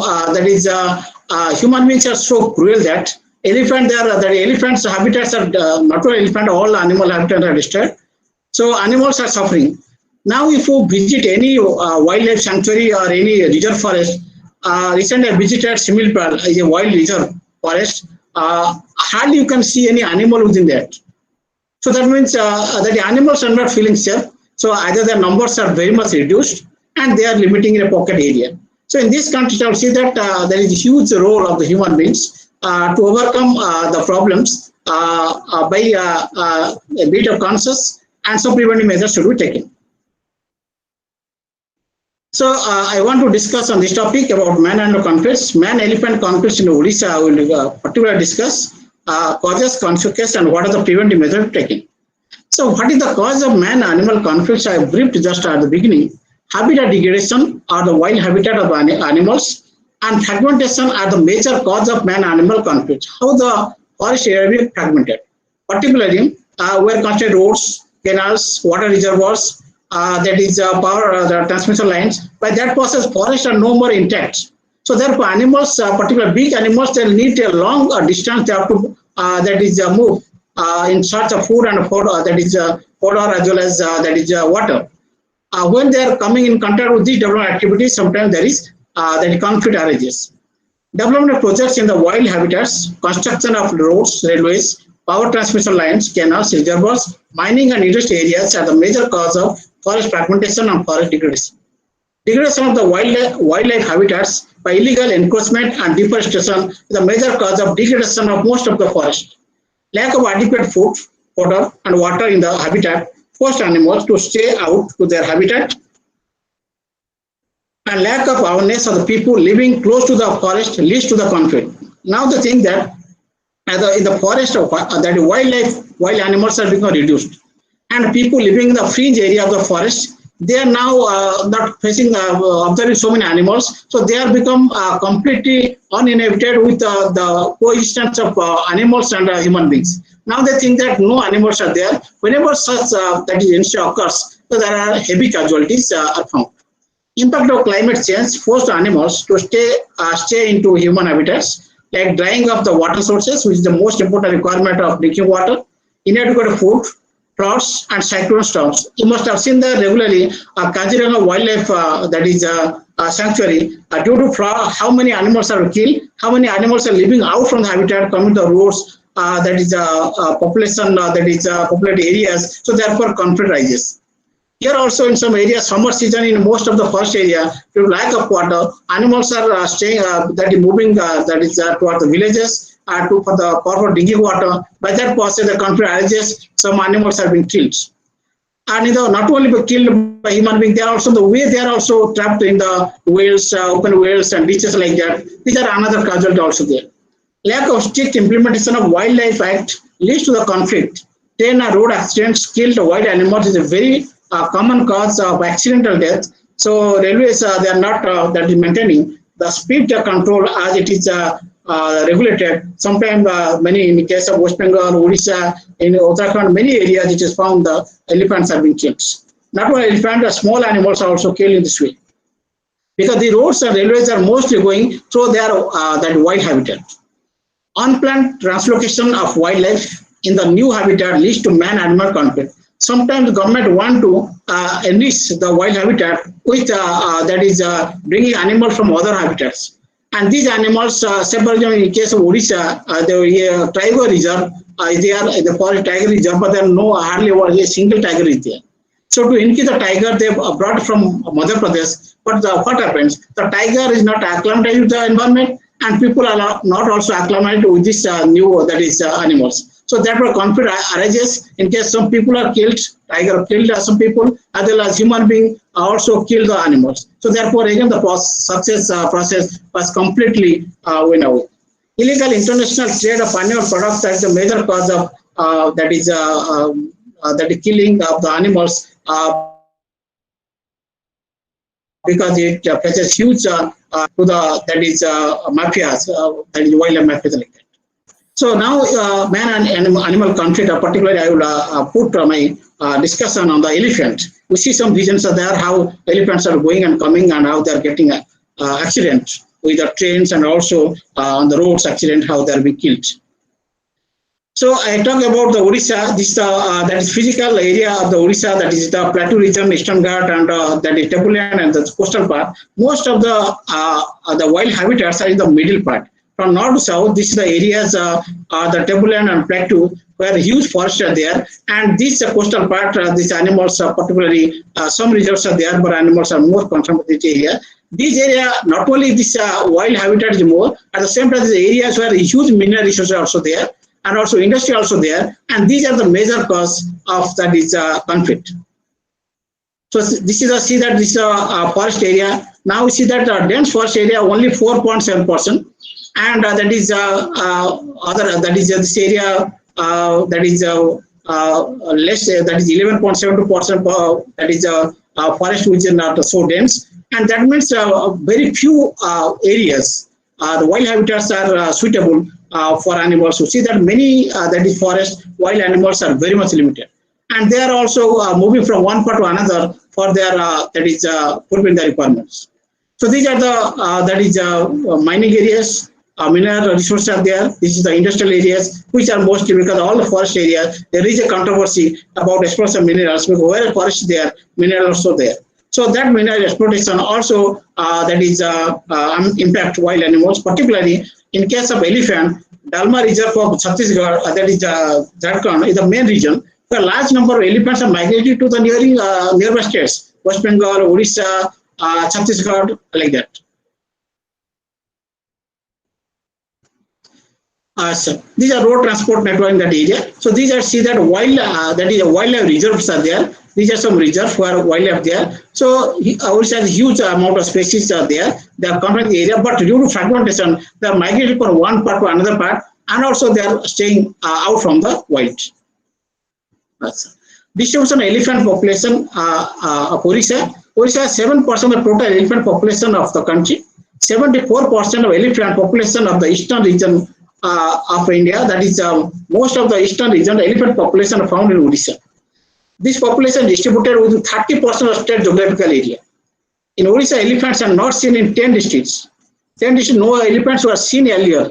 Now elephants are seen, discuss about 28, almost out of 30 districts. Elephants are spread to 28 districts.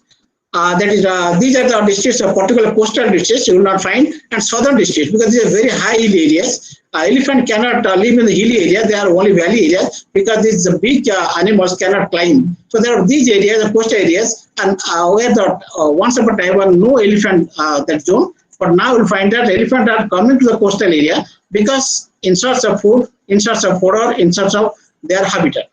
Elephant population of the state in 1979 was 2,044, and reduced to 1,954 recently.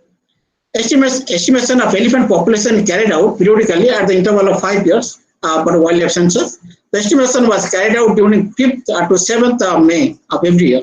Odisha has more male elephant than female. You see that number of elephants from 1979, you see that coming, it is less than 2,000, which is more than around 3,000 earlier. So that means due to this man-animal conflict, elephant, that is wild animal cannot survive because human attack. So therefore, these are the casualty, and of the animal population also going on shrinking.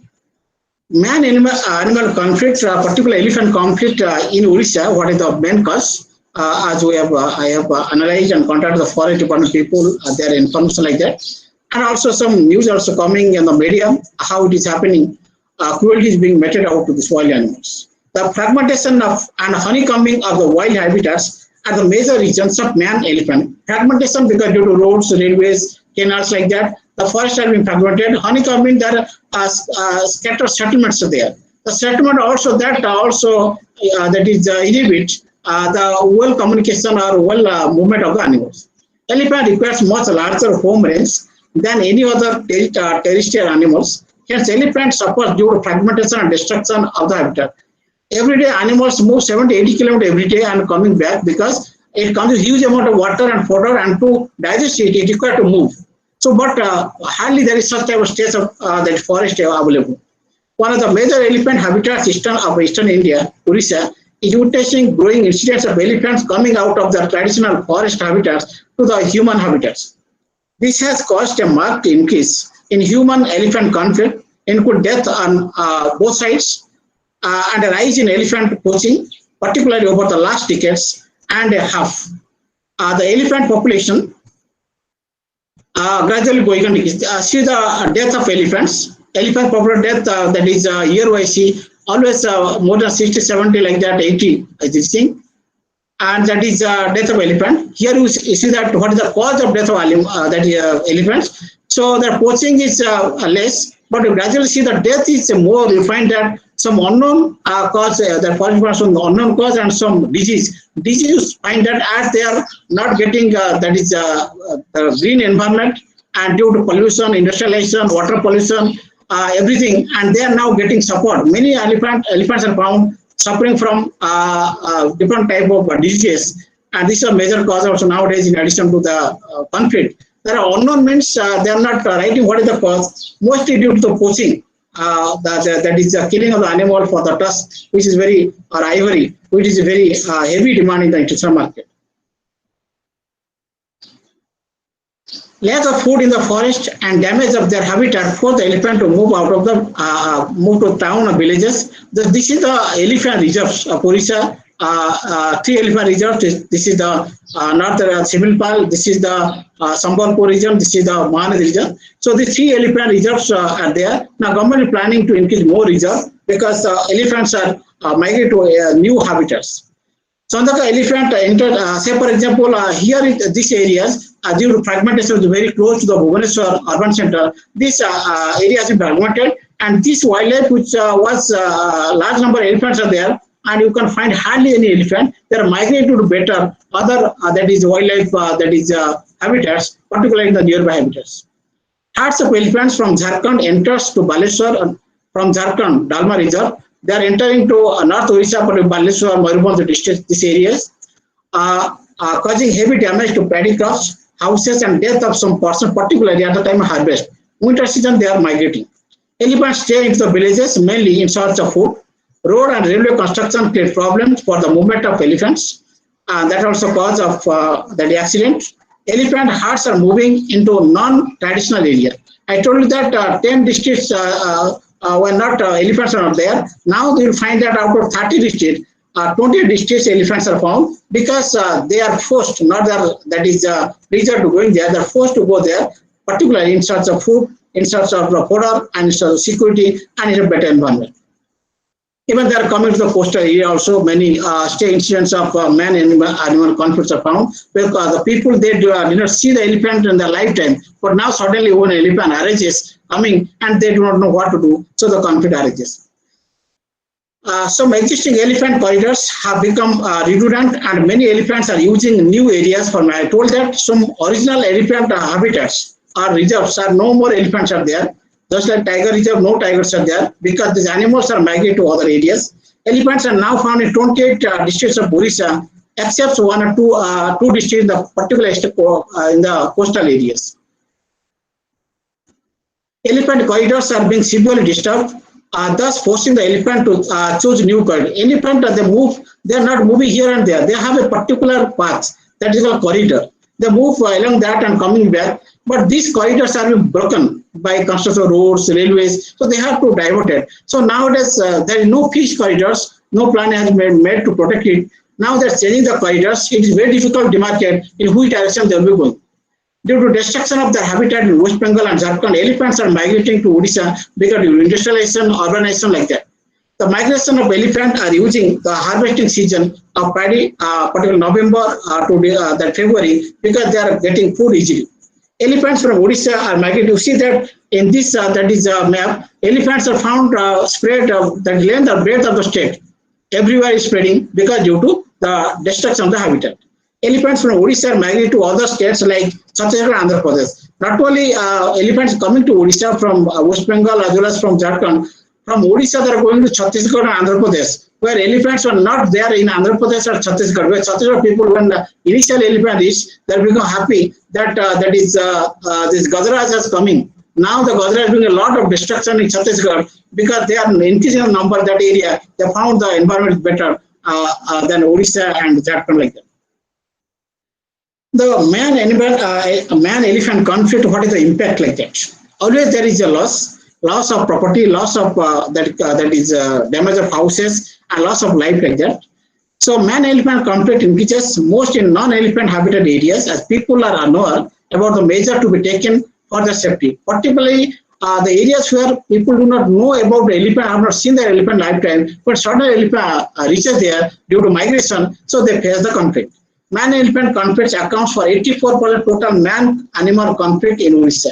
So man-animal conflict, because in compared to other animals, say for example some tigers, some bears, where tiger numbers are very less, bears, these are the conflicts are there, but most of the conflicts are due to elephants. Within the elephant reserves, more conflicts are found in Keonjhar district for loss of elephant habitat due to mining.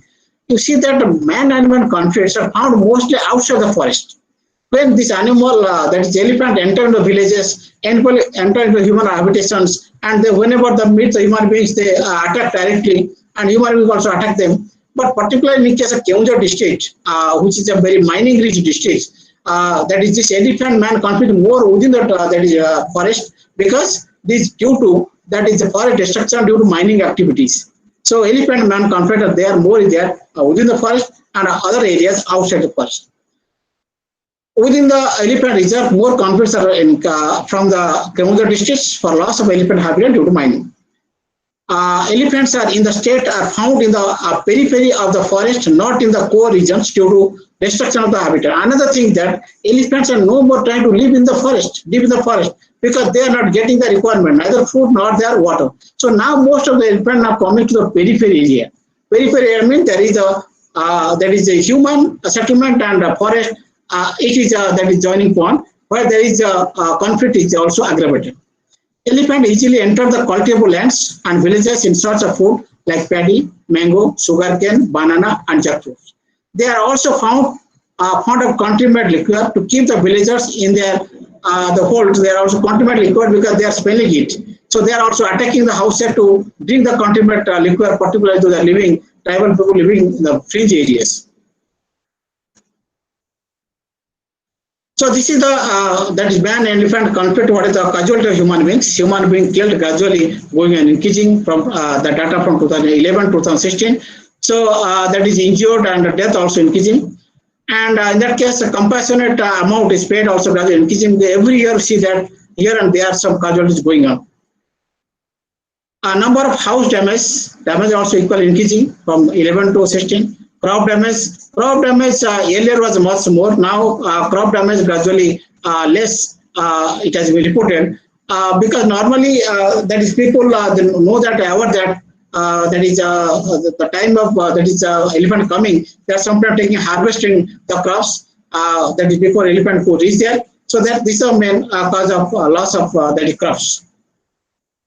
The people attack elephants once they enter the human habitats, resulting injury and death of people and elephants. You see that the houses are damaged. How the people how the elephants are damaged or harvested crops, and houses are also damaged. When they are entering, they can do any nuisance like that because they are no more in their own habitat. Cruelty to elephants are also seen, like throwing petrol and burning matchsticks on the elephants, poisoning electrons, poisoning electrocution in the first area. The power lines is transmitted, the coming to us, feeding firecrackers. In case of Kerala, you must have seen that how elephant, the female elephant, eaten a jackfruit, then pineapple with a firecracker, and immediately it exploded, and the elephant after some days killed. Sometimes mouse or the trainer are also killed because due to irritation they are facing it. Stray elephant damage houses, crops, and kill domestic animals on their way, whatever they are getting. Elephants attack are normally during early in the morning and evening, as herds of elephants take shelter in the fringe of the forest and enter the human habitats during the night time. Actually, elephants never move during daytime outside the forest. They are very cautious. They may be attacked by human beings. So they always hide themselves in the small forest or small bush areas, and they attack in the early in the morning or evening. They move only in the night. Elephants normally attack people when there is any confrontation. Elephants found injured and dead falling in abandoned wells when they're going on the way, abandoned wells and some ditches which are constructed, and they also fall and some of injured and also killed like that. You see that how animals are falling, and how when the elephants are coming to the cultivable land, how people are searching them, and you see that how they are coming in contact with the power transformer electric line, they come in touch, electrocuted, and they're also killed.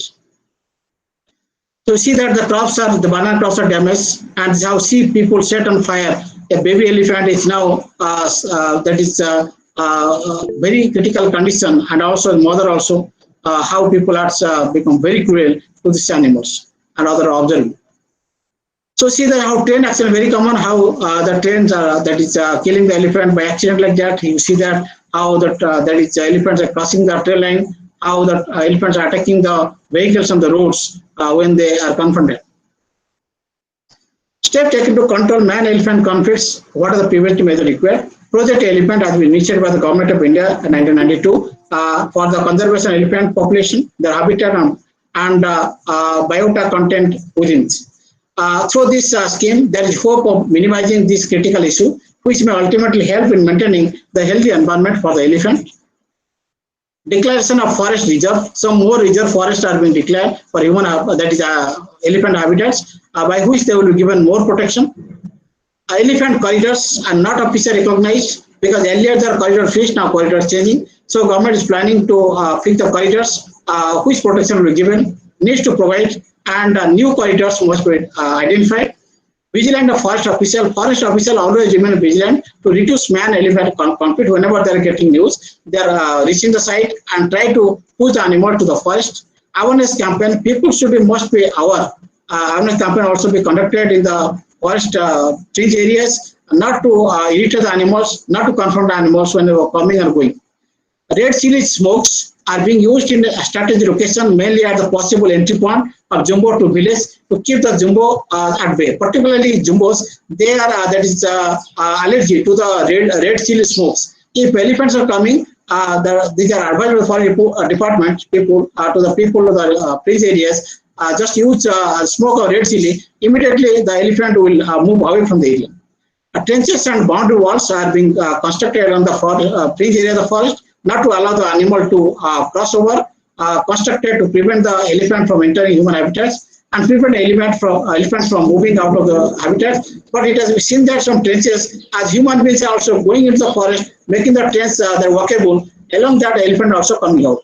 Fodder and water, the government is planning also implemented provision of drinking water. Artificially, they are making some water reservoir in the forest. For the provision also given, planted some trees which could be used by the elephants. So therefore, they will be content with the forest. To see that these other measures are there. This is the fire that is their crackers are using with the loud noise. The elephants will go away. Here, sometimes elephants, what happened? They are when they're coming to the human habitats. They are also that is their body. They are using that is this elephant pole. Their body also, when come in contact, the elephant core also uprooted, and sometimes they are electrocuted. So not to allow the elephant to come to the elephant electric pole, this system is given, which is very sharp. That is a device which will prevent the elephant. You see that this is beehives. Elephants are the fear that is the bees, that is honeybees, because if they enter the tusk of the animal, so that is elephant will be in trouble. So if they found the sound of the that is honeybee, they will move away. Here is the solar fencing, electrical fencing to contain the elephant. Elephant cannot touch it because due to shock, they will go away from the area. Steps to control man-elephant conflict. Sorry. Okay. So this, you see that the trench is there. How the trench is constructed. This trench is can prevent it. It's a permanent trench. Sometimes if the trench is made by non-permanent, that will gradually the soil will slide down and are unable to move over. You see that how these areas elephant are visiting the village areas are damaging. You see that how this wire fencing elephant are trying to move, put it off and try to move it. And this is the biofencing. You making biofencing means this if the fencing is so dense, creepers or vegetation, elephant cannot move it. Bamboo like that, because they will pass only the open, because due to large body, they will trap within it, fearing that they will go away from the deer. You see that how animal, man-animal conflict, how elephant is pulling the human beings going along the vehicle. Here it is, elephant is entering the house. Here it is, in case of Kerala, how the firecrackers are, the food is being eaten. That pineapple elephant that is in the water, and after a few days it also the diet in the water. You see that here nearly in the near Patak, the Mahanadi, that is island, some elephants from the nearby reserve forest, they enter into it, and when they enter into it, the flood water entered, the nearly 11 elephants could not come out. So therefore, the irrigation department people, they block that water flow and allow the elephant to live to the forest. So safe passage due to the obstruction of usual elephant corridor, the elephants are moving to non-traditional area. So safe passage, the corridor should improve. Use of beehives, I told you that. Elephant, the fear that is honeybees. So if we have people keep in the free area of the forest, elephant will not come. Keeping horse, elephants avoid the smell of horse urine, hence a deterrent for elephants. Horse urine also allergic to the elephant, they will go away. If it is found, if people keeping horse in the areas, so they will be least affected. Biofencing deter elephants to enter the crop field, I told you. Warning, SMS based warning system or light is being used, particularly through wireless network, infrasonic system for detection, and and then sending the message to the people, elephant is area being cautious. Transboundary institutions members of state to monitor elephant, particularly that is in interstate transfer of the elephant, that should be monitored. Elephant conservation zone, development of new conservation zone for elephants. Location of specific solution should be considered to address problems related to human-elephant conflict. Because the problems are different from different areas. Sometimes within forest, sometimes outer forest, sometimes that is elephant habitat areas. So specific solutions should be made at specific location. X-class of payment is normally paid to the people who are killed or injured by the elephant by the forest department immediately. Damage compensation also given for the crops, houses. Persuasion and sensitization of the farmers in the areas, they should not grow such crops which attract elephant. Other crops they should go eat, which will protect their crops and also their lives. Property, rationalization of elephant corridors. Elephant corridors should be rationalized and strictly followed. Electronic devices about monitoring the elephant by cameras, that is all these things should be there. Elephant killers, particularly poachers, which are that is poaching the elephants, must be that is they must be made aware, must be checked to control death of mature male elephant. So male elephant death is much more because due to the ivory. But in Orissa perspective, male elephant is more than female elephant. Electrocution, death of elephant due to high transmission electric power line in the first area. Sometimes what happens that the wire comes down due to loss, or sometimes that is what happens. Sometimes the electric line also after that is snapping, it falls on the that is way, and sometimes the poacher also spreading electric line to kill animals. These are also a very common thing. Rehabilitation of poachers which are the main enemy of the destruction of these animals, killing animals, must be rehabilitated by alternative ways. Prevention of illegal ivory trades. There is understanding with the international organization. Ivory trade has to be stopped. So it is called Operation Thunderbird, launched to prevent illegal trade, particularly for the animal that is a trade. That is the task that ivory like that, as per ivory trade. Prevention of cruelty, proper care of the captive elements required to be reduced, particularly in the orchestra parties or in case of circus. That is, trainers are giving undue torture to the animals. That also, that is, irritate animals or kill animals. World Elephant Day is being celebrated August 12 every year to sensitize the people. The conclusion, I can come to the conclusion, the elephant reserves should be expanded with adequate water and food, which is the requirement to contain the elephant with the forest.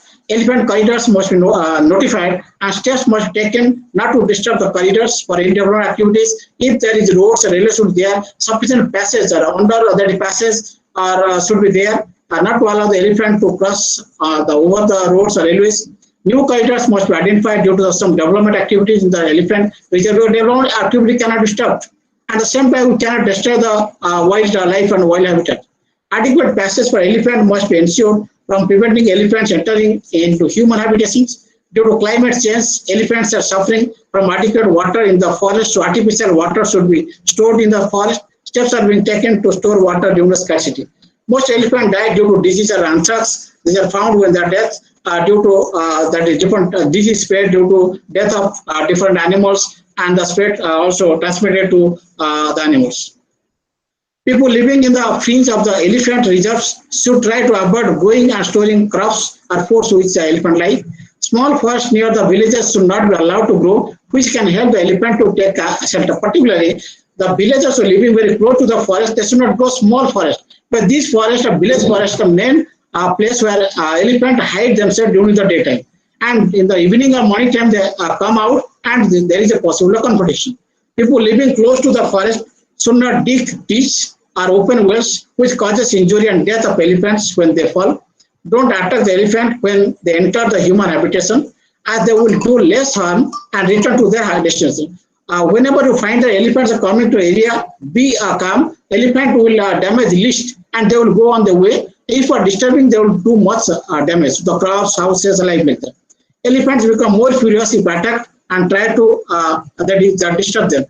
Like human beings, elephants try to accommodate within the environment. Now you see that elephants now become very choosy. They are coming out of the forest to get food from the villages. Now they are contaminate liquid of banana, every food from the houses. They are also damaging and eating like that.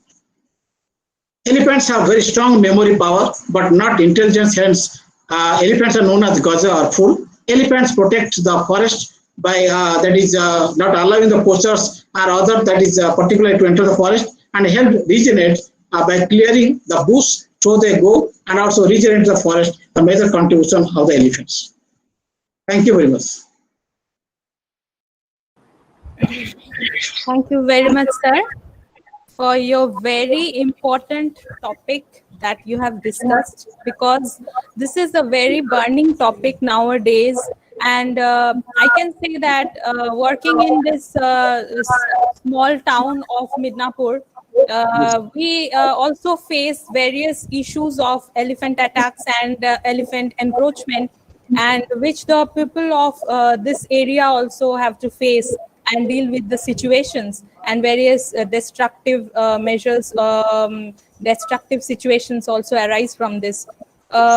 So thank you very much for your very informative and elaborative and descriptive presentation put forward by you. So any of the participants, if anyone want to ask any question, they can unmute their mic and ask any question. Yes, sir. Hello. Yes, yeah. হ্যাঁ sir, বলছি যে আপনি বললেন যে illegal কন্ট্রোলটা কিভাবে করা যায়, তো কন্ট্রোল করে দেখলাম আমরা। তো আমাদের মেন কারণ হচ্ছে ইন্ডিয়াতে পপুলেশন বাড়ছে, একটা সমস্যা। তো যেসব স্টেটগুলোতে পপুলেশন বাড়ছে, যেমন ধরুন তো উড়িষ্যা বললাম, তো সেখানে যদি পপুলেশন বাড়ে, তাহলে পপুলেশন বাড়লে আমাদের মাইনিং এইসব করতে হবে। মাইনিং যদি করে তাহলে আমাদের পপুলেশনের চাহিদাটা মেটাতে পারবো। যদি না মাইনিং ফাইনিং যেসব গুলো করি, তাহলে তো ডিফরেন্সিয়েশন যদি না করি, তাহলে মানুষের উন্নয়নটা হবে না। তো যদি আমরা এমন ভাবে করবো, কিভাবে করবো যাতে ম্যান আর এলিফেন্টের মধ্যে কনফ্লিক্ট না হয়, Okay, thank you, Shopon. I want to translate it in English. I'm not translating English. Sorry. Yeah. Yes. Have I to translate it in English, sir? Yes, madam. English. Oh, okay. So actually, he is a student of our college only. So you can know that there is a language barrier always. But it's okay. Information is without language barrier. So he's asking that how can we adjust, because continuous overpopulation and population explosion, we are continuously involving in the territory where they are living, means elephants are living, but how can we co-adjust and coexist with the elephant together? So what's your plan, or what's your suggestion about this? Okay, madam. Actually, animals and human beings are coexisting in the time memorial. There are no problems there. Now the thing that that is what we are doing earlier, the development was less, population was less at that time. Now population increasing, development increasing. But we cannot stop development for that is at the cost of environment. So environment should protect it. Particularly, we should respect the wild animals. They have the equal right as we have the right. We are encroaching their areas, and we are not giving them that return the area of what they want to live. So therefore, the amount of area which we are using for development, equal amount of area we should develop for the development of the wild habitat. Ultimately, except for the mining areas, elephants are migrating to other areas. Where they will go? When they go, they are found it is a village, it is an agricultural land, and what agricultural land they are developed by enclosing the forest. So we should, whenever you see that, madam, now wherever there is development, there is company. If you are going according to the government of India, forest department, they are allowing a forest area for a non-forest area use. You have to develop same amount of area for the forest. Then only you could have better coexistence, and there will not be any kind of conflict. What is critical nowadays?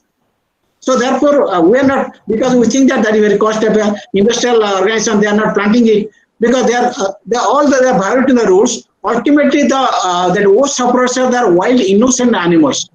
I told that that is Similpa reserve. We must see that very close to West Bengal. That a wide the reserve. I visited there, stayed 2 or 3 days. I did not find a single animals in the big that is wildlife reserve. That is where they have gone it because they are many of them are killed by human beings, and many are migrated away like that. So therefore, we should make all human beings and animals to coexist according to the needs and requirements. Okay. I got your point, sir. I think Shopon Chao also got his point and answer from you. Thank you from this part. Our faculty member, one of our faculty member, Tuhina Maiti, has asked you one question. Sir, please tell me from which source I can get forest cover map and elephant corridor of Mayurbhanj and East Shinghum district. It is you can contact the wildlife warden, wildlife division of the forest department. They have wildlife division. They have regularly conducting information. They are publishing annual report. They are all the data that are available. There I collected all the information. Okay, sir. Okay, thank you, sir. I think Tuhina Maiti has got her point. And next question is Kaushalendra Singh. He is asking, what is biofencing? Biofencing. Biofencing, just we are making different fencing like wire fencing, barbed wire. We are making wall, we are making that is concrete wall, that is laterite, that is wall like that, cementing wall, just to prevent it. Sometimes elephant that damage it. So biofencing, this is a natural process which is both very cheap as well as environment friendly, because this elephant is so big that they cannot enter in a very that is dense forest. Particularly dense forest means what is that creepers are there, bamboo that is bamboo plants are there. In that area they cannot enter because the body will not allow. If you plant this, just like I have given one slide that along that is elephants are going along the roads, but they are going the side because dense that is creepers, all these bush like that. These are very dense, so animal cannot enter into it. This is the ideal source of natural preventing the animal coming out of the forest. The bamboo fencing, that is natural fencing or biofencing. Okay. Thank you, sir. I think Sribash Kanji wanted to ask any question from you. Sribash? Sir, Firstly, thanking you for your wonderful presentation. Sir, we are well known for that Odisha is well known landfall ground for different tropical cyclones. So my question is how the animals are survive with such type of natural calamities with time? Very good. I have done that is disaster management nowadays since like 25 years. I wanted to present the paper, and that paper I present the same paper in another webinar. So I think this will be an innovative one. So very good question, because when cyclone occurs, particularly the most important casualty the environment. The environment, the forests are being degraded. I am talking about in the coastal part Puri in case that is filing. When filing strike at Puri coastal part, this that is Balukand Wildlife Reserve is more or less damaged completely because it is at the eye of the cyclone. So most of the wild animals, they fled out. Deer like that, they're away because it's famous for coastal that deer population maximum. They enter the human habitation, everything they spread in the forest. No animals are found. So in that case, many forest department people, some people were our generation enough to cut them and then return to the forest, and some also being killed in the process of moving out, accident like that. So in case of other thing that another very good thing that the forest areas are away from the coastal area, except the Puri, that is Balukanda Wildlife Reserve, all forests are away at least 700-800 kilometers from the coast. So these forests are not affected because due to cyclone never enter into the interior area. It after hitting the coastal part, it reaches towards north, towards West Bengal like that. So it turns the direction. It not goes west towards north and moving toward north and doing that is like Amphan, how it devastated the Calcutta, the North Service Program district and also Midnapur district like that. So therefore, all the coastal areas are extensive plain areas, and it is known for agricultural land, cultivable land, and only few patches there in south, particularly Ganjam and Puri, are very few. So therefore, wildlife are not normally affected.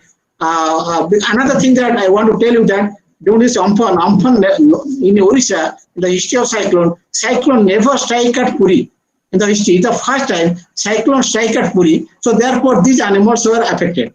Always cyclone affect either south or north of the Puri. So this is the stray incidents. So therefore, from that point of view, wildlife are completely safe from cyclone hazard disaster in Orissa. Okay. Okay, sir. Sir, another question, sir. Sir, in your presentation, I saw that the year 2013 and 14 there has a very less number of damages from the animals. Sir, I want to know that why the reason is very less from the previous and the later years.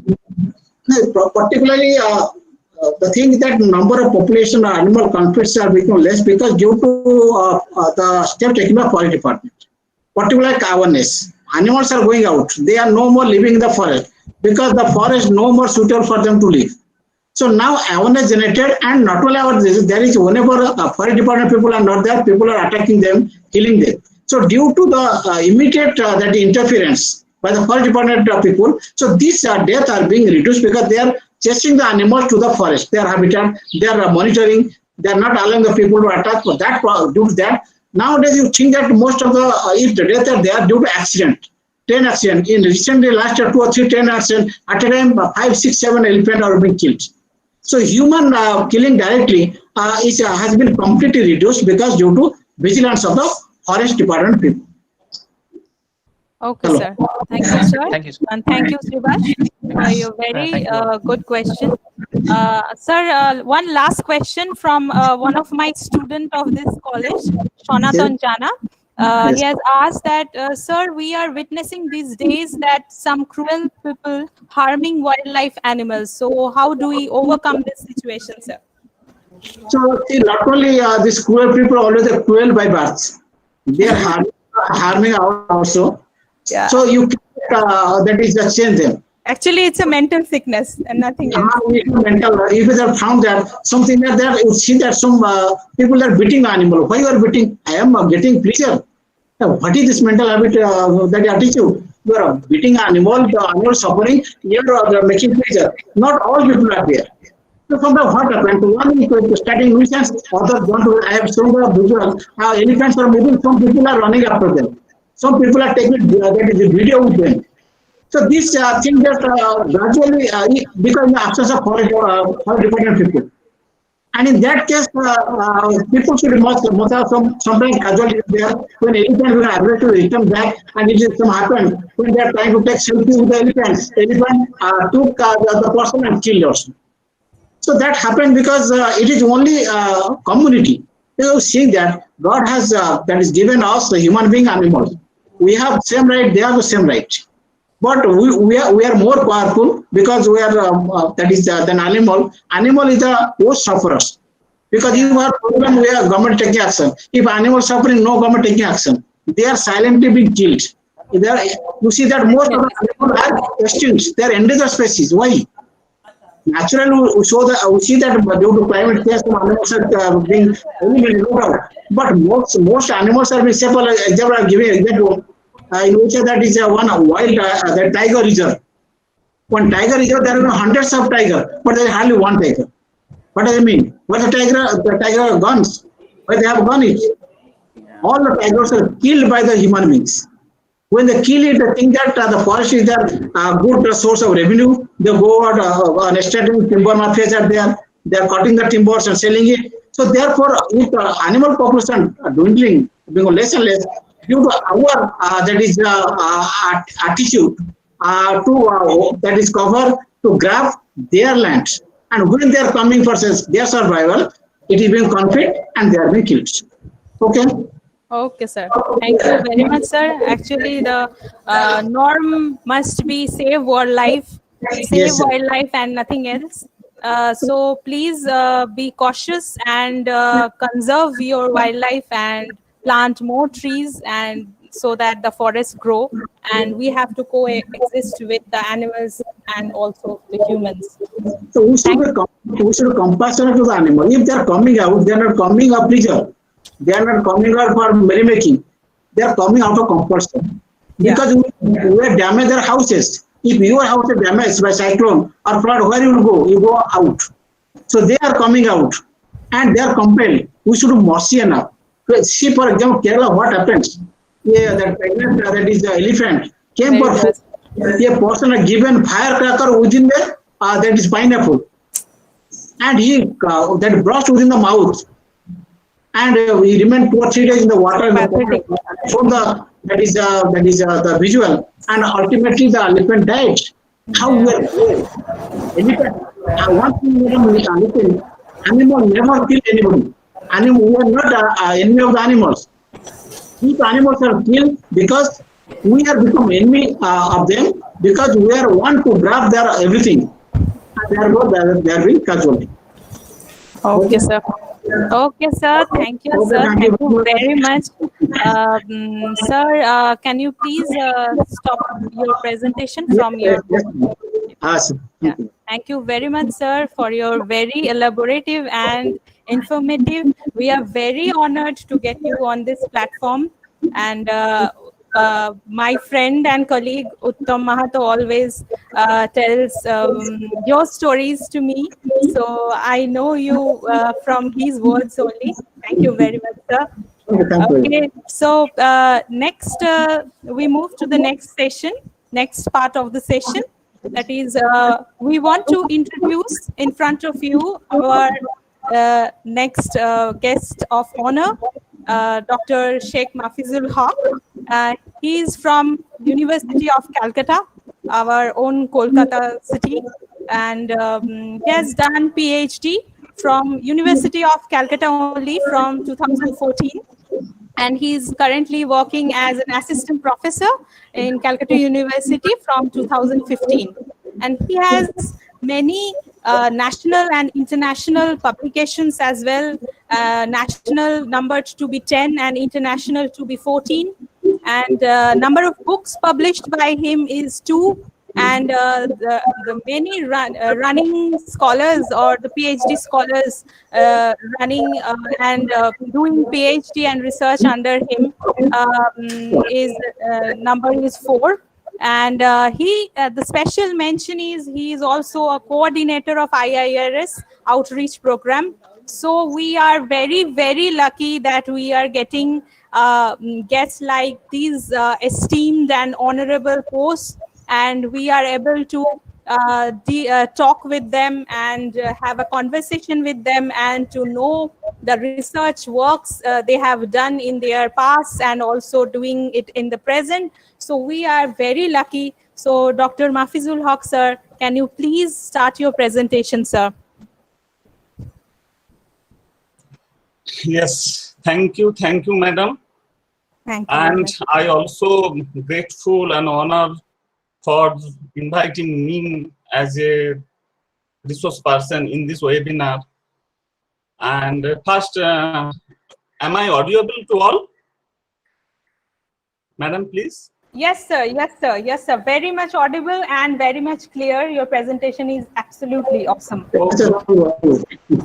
And I am also happy because Minnapur is also my hometown, and this college is also well known to me because I in every afternoon section we rove in the every lane of every by lane of near situated in the college side.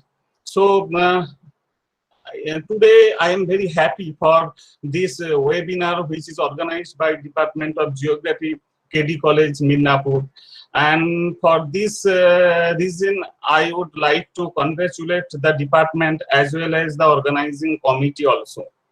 And it is very difficult for me to continue our presentation after this such two very interesting presentation done by Panda sir and Animesh Roy sir.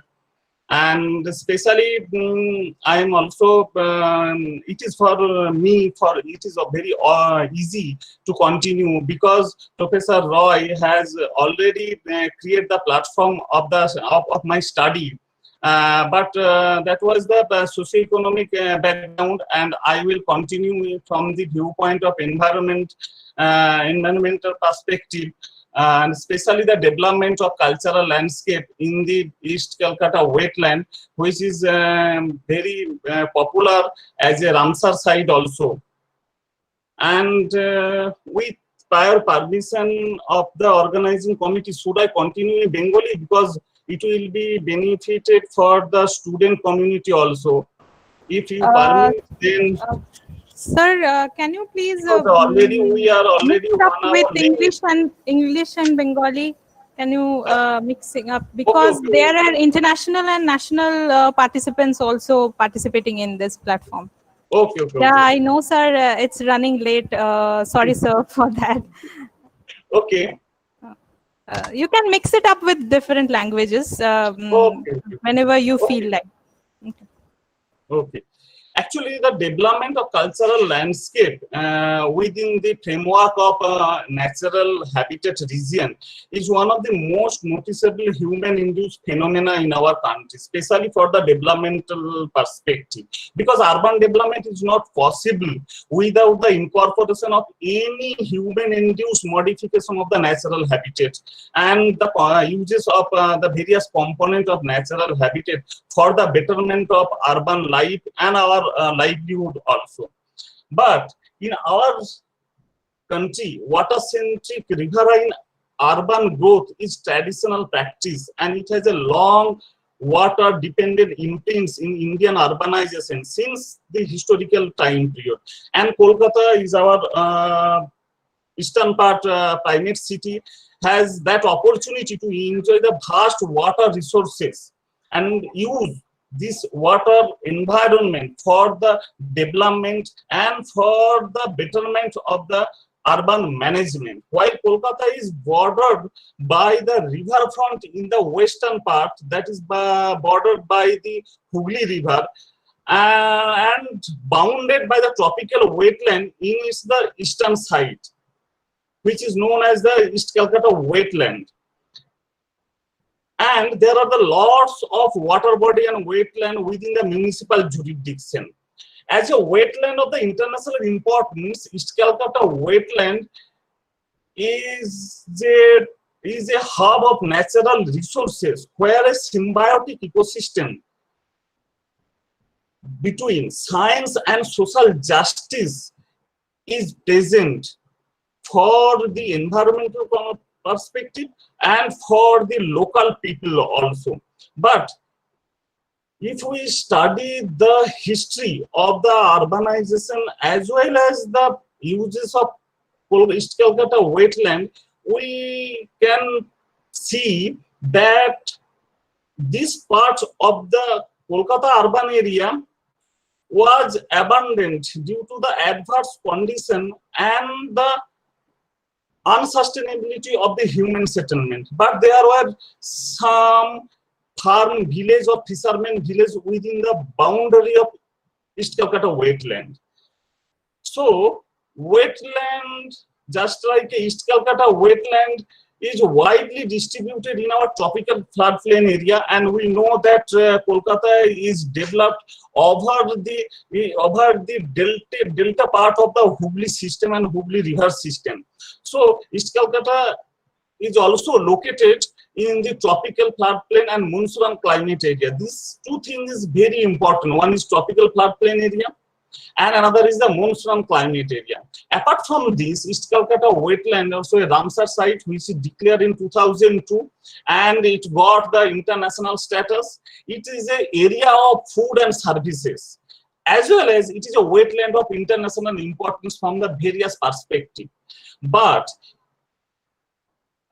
at the end of 20th century, with the advancement of neoliberal economic system and the urban sprawl or urban growth, this important or ecological sensitive area has been disturbed in various ways. Within this boundary, there are enormous high-rises building, there are enormous urban functional node, and there are enormous land modification from natural uses to cultural uses, which is obviously an imprint of cultural landscape. And with my presentation, I will show how our built-up environment encroach this Ramsar site, which is become this Ramsar site as a vulnerable zone. Actually, in 1969, the redistribution of land under the land reform lead to fill up of some part of the wetland area, which is near about 2,500 hectares for the paddy cultivation. And this type of filling practices is now still practiced within the East Calcutta wetland boundary. Just like Eastern Metropolitan Bypass, which is very popular now, a transport system and transit system, and the Salt Lake Seat, which is commonly known as a Bidhannagar municipality, have been constructed on this reclaimed wetland portion area for the making core wetland more accessible and attractive to the real estate or any infrastructure development activity. And we are being surprised to know that between 2005 to 2011, nearly 10% of the land of East Calcutta wetland area has been totally converted into the urban built-up structure of the urban settlement. And each and every week we found different type of reporting in our newspaper, in our media coverage, but nobody bother about the environmental side. Everyone want to the development perspective or the real estate activity. Even we found different type of advertisement for the selling of plot which is located within the East Calcutta wetland. Here we can found one example of the land selling advertisement located near the Eastern Metropolitan Bypass. And one thing is most important, that there are various type of protest against this type of encroachment activity, but finally our ecologists failed to protect this type of encroachment or the fragmentation of wetland practices. East Calcutta wetland, which cover fully 32 mozas and contained 100 villages with the 30,000 households. Actually, within this water body and wetland, we have 46% water bodies fully covered with the water environment, and 39% agricultural land, and only 10% settlement area, and garbage farming is covered only 5%. And this statistics is produced in 2002 when this site is declared as a Ramsar site. But in the present situation, we cannot find this type of ratio, this type of land distribution with the sharing of water environment. Here, water environment consists water body, agriculture, and some farmhouse which is related to aquaculture or aqua activity. Within this East Calcutta wetland, we have two sections. One is core wetland area, which is covered with the water body and garbage recycling area, and another is the non-core wetland area, which is used for the agriculture purposes and the settlement area. Basically, it is located in the southern and southeastern and northeastern part of the East Calcutta wetland. If we look it from the viewpoint of the totality urban environment, actually it is grabbed by the built-up environment, and this is the Hooghly River, and this is our Kolkata core region. If we study our history of urban development or urban advancement, we found that the main trend of the urbanization towards the East Calcutta wetland, because this red portion which is developed in the last part of the 20th century, it is directed towards the East Calcutta wetland. This site is the location of the East Calcutta wetland, and our major advancement of urban built-up structure towards the East Calcutta wetland. So we actually grabbed this wetland for the various development purpose of the metropolitan activity. And within this metropolitan activity, we see that different periphery wards has totally removed the water environment. Just like in the ward number 31, we see in 1957, there was a plenty presence of the water environment along with a vast water body. But now, in this section, we build Eastern Metropolitan Bypass, and here we build Apollo Hospital, one internal hospital, Money Square, and other allied urban functional nodes within this wetland environment. And same case we also found in the ward number 93. See here, in the year of 1957, there was a small wetland and the grass cover area. But the South City activity or South City Mall and its adjoining activity has came up in this wetland environment.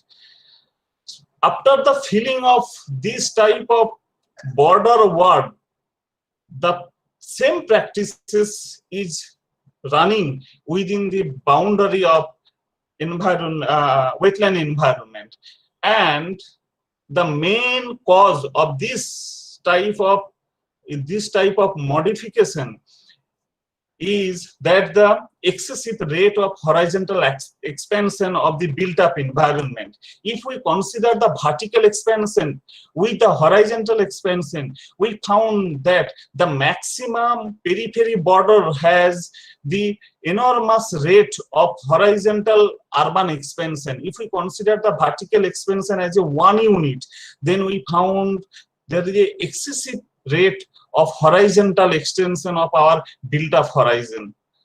Clear?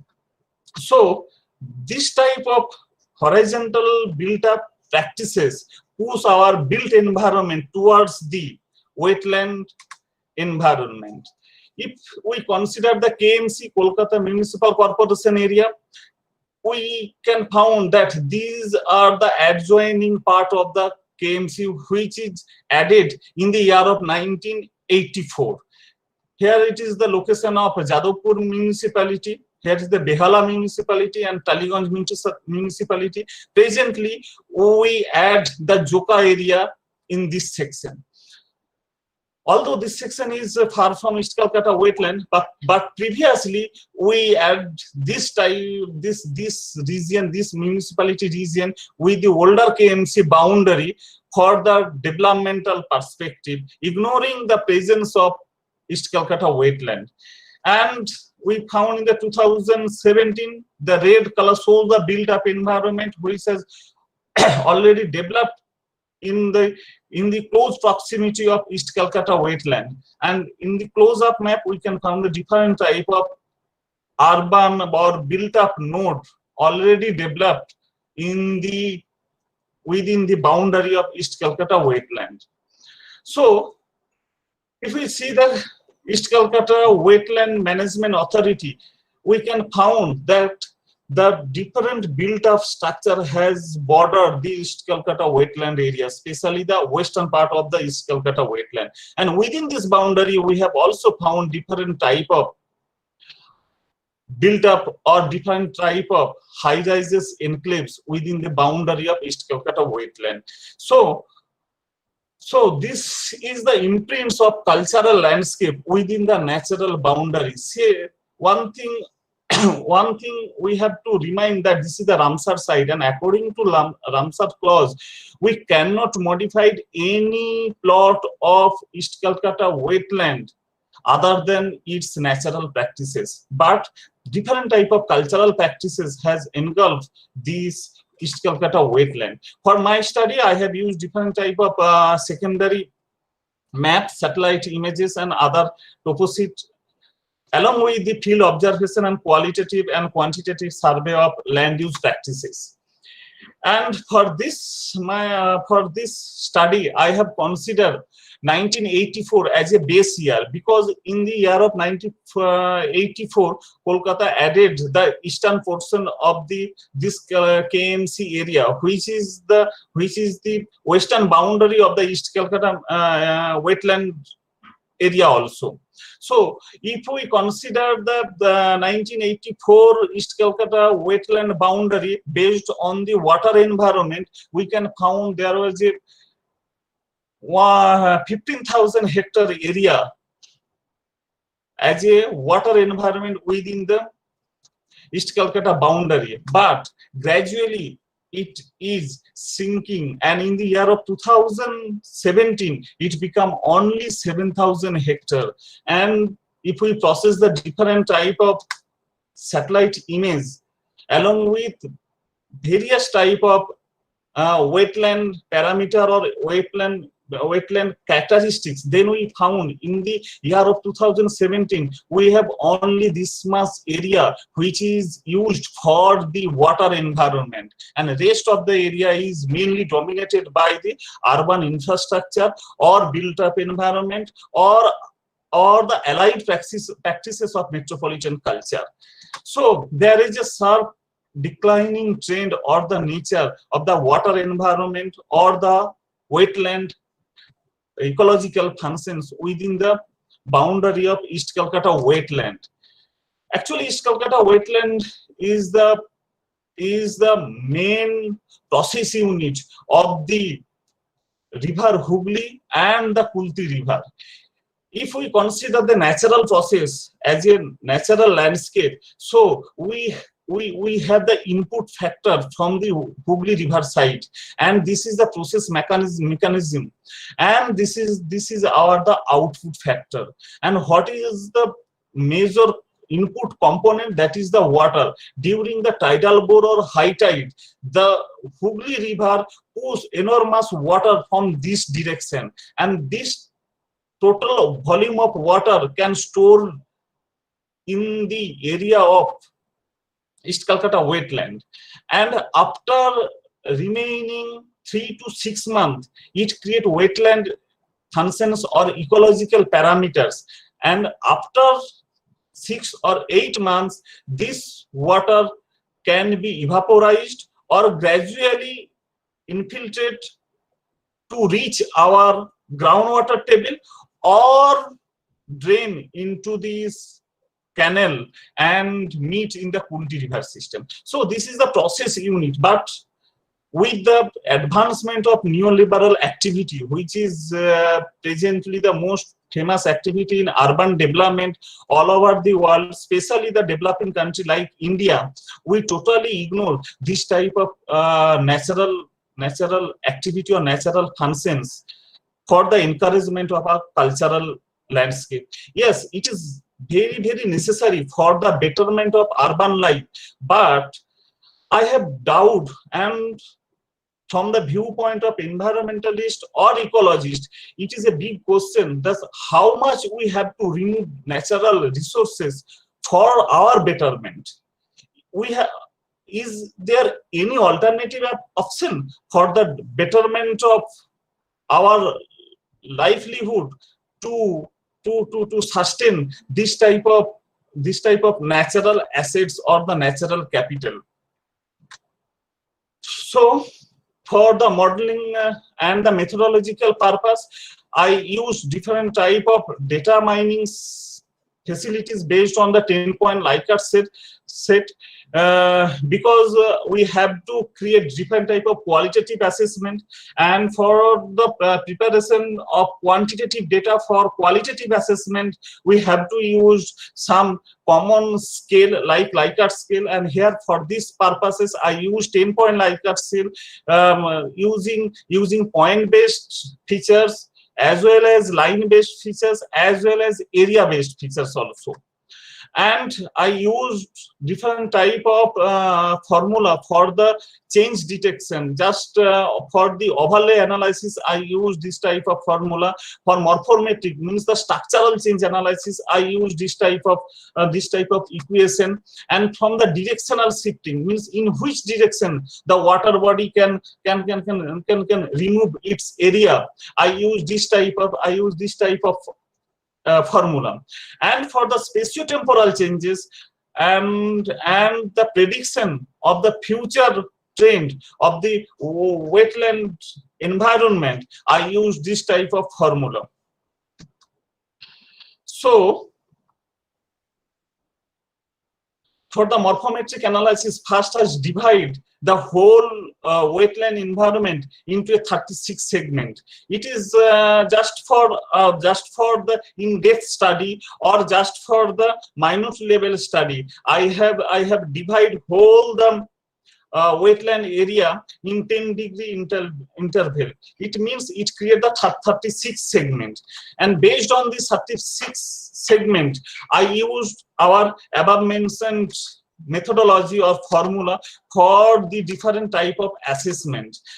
And for the purposes of Likert scale, or means the qualitative assessment, I found that between 1984 to 1994 there are basically the imprints of natural landscape parameter like unmetalled road, trees, and obviously there is some landfilling practices, but the area of landfilling practices is very, very insignificant or very, very few.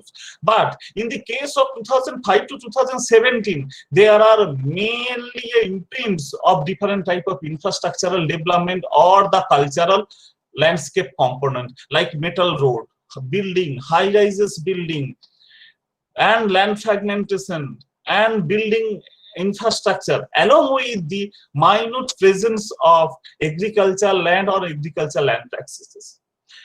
So this is the scenario of northeastern portion.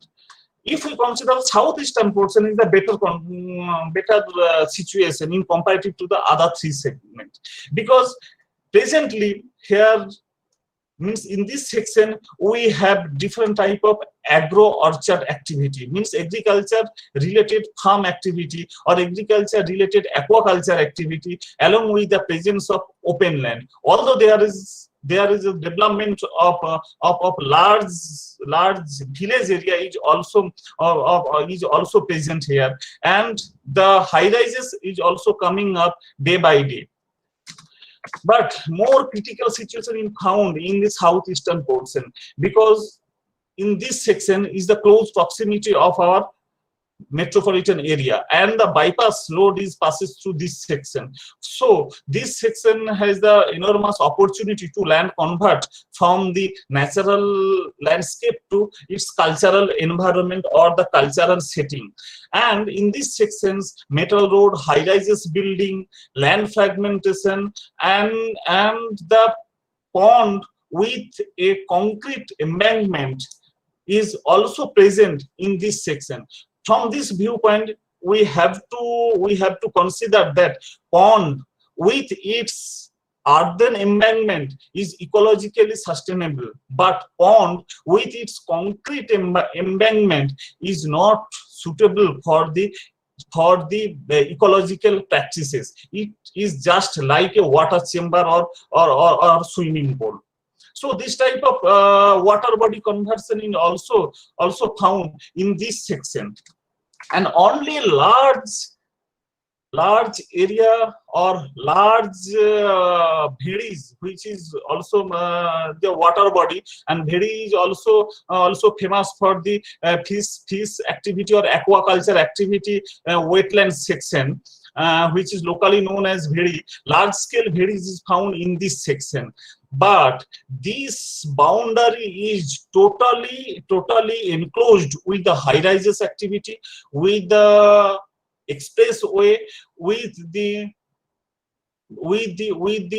broad road connectivity, because the sector 5, Salt sector 5 is located here, Nico Park is located here, Aquatica is located here, New Town is located here. So this section is fully covered with the different type of cultural element or the cultural landscape practices. But previously, this area was mainly dominated by small land fragmented area with the metal and unmetal road. But in the year of 1984 to 1986, after the completed of Bidhannagar landfilling, the landfilling of this type of this in this area was practices in between 1984 to 1994. So this type of practices is now going on around the East Calcutta wetland. And if we convert this all parameter into a quantitative unit, so we found that this section, means northwestern section, has the reducing amount of 0.034 kilometer per year. But in this section we have the moderate nature, and in this section we have also the moderate nature, and high quantity land conversion from water environment to non-water environment is found in these sections. But maximum area is used for the purpose of agriculture and aquaculture. But in this section, the maximum area is converted into the built-up environment.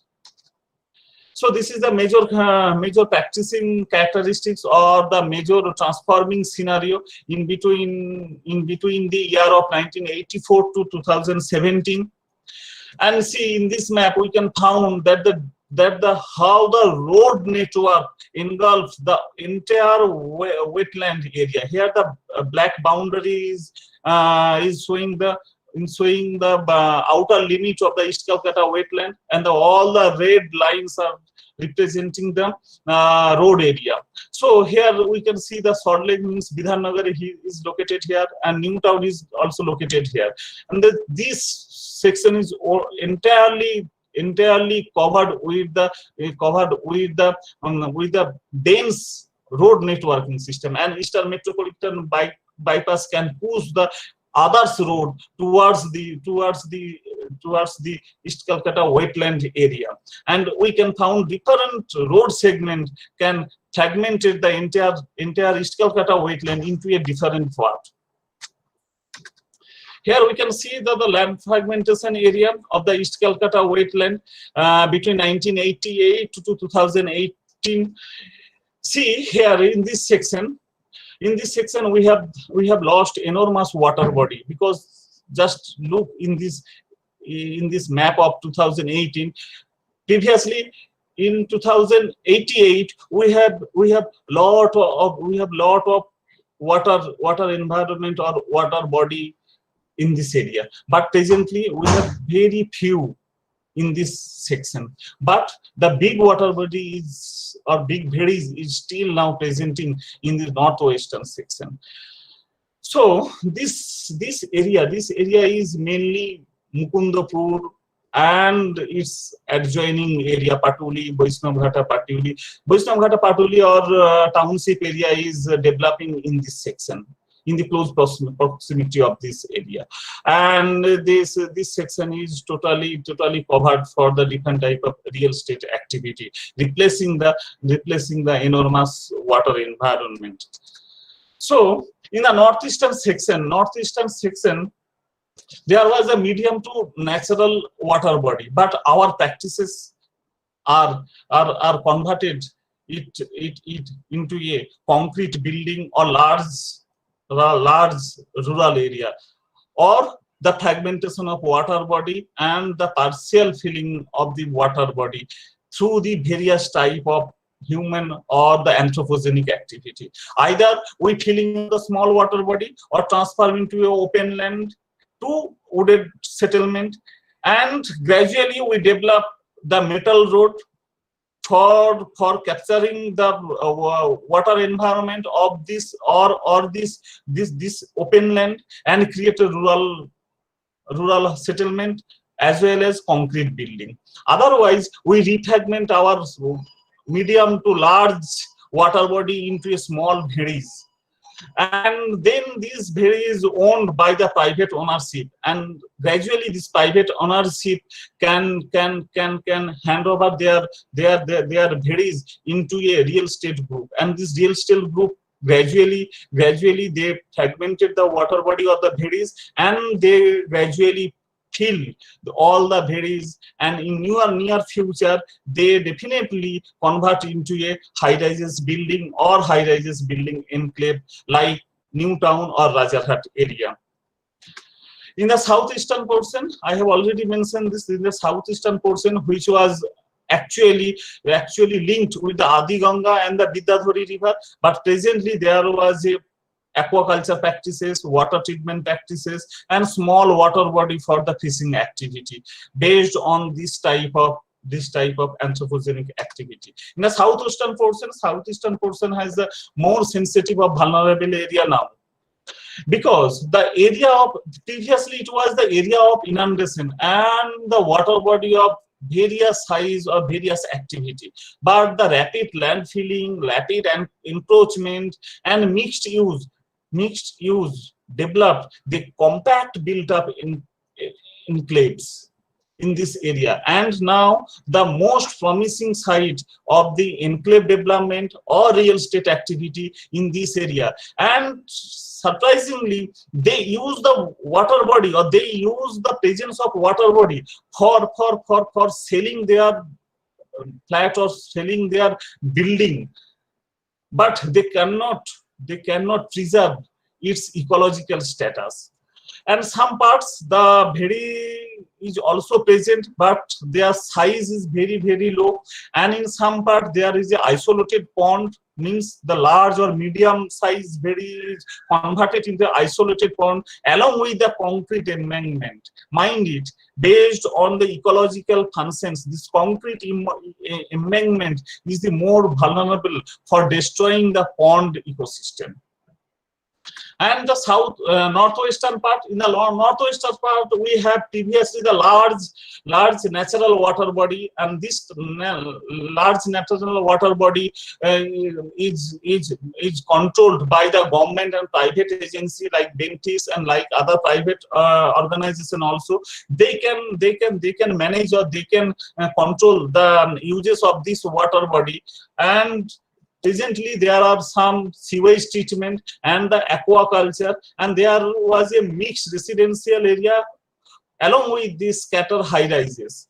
And the other part we have found there is a squatter settlement or the basti like structure along with the roadside settlement and metal and unmetal roads.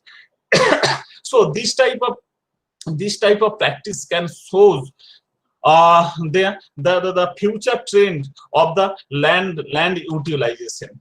And this is some glimpses of the satellite images or satellite view, where we can found the changes between 1984 to 2070. Just like Bhagavanpur area. Previously, this Bhagavanpur area is totally under with water environment and Kheadawa area, but presently there are fragmentation of land use, and there was a presence of open land along with the small farmhouses and the high rises in this area, Santoshpur and Baghajatin area and Panchpota area. So this area, which is located in the southwestern portion, covered in the yellow color in this map, is totally captured by the real estate activity, or totally captured by the cultural development purposes. The same situation we can found in the other part of in this area. This is the just behind the Panchanogram area, and this area is under the control of our MLA and minister also. It is more interesting that our MLA and minister can develop different type of real estate activity within the boundary of East Calcutta wetland, which is also international important size, as well the Ramsar site. See, in 2005 there is nothing except the large or medium size of water body. But presently, if you want to buy 3-star to 5-star or high-rise apartment with the every luxurious facilities or infrastructure in this Paschim Chaubhaga, or this Gulshan colony. This Gulshan colony is famous for the real estate activity, which is located within the boundary of East Calcutta wetland. In the central part of the East Calcutta wetland, in 2005, there are nothing except 2 or 3 small farm villages, along with a vast water environment.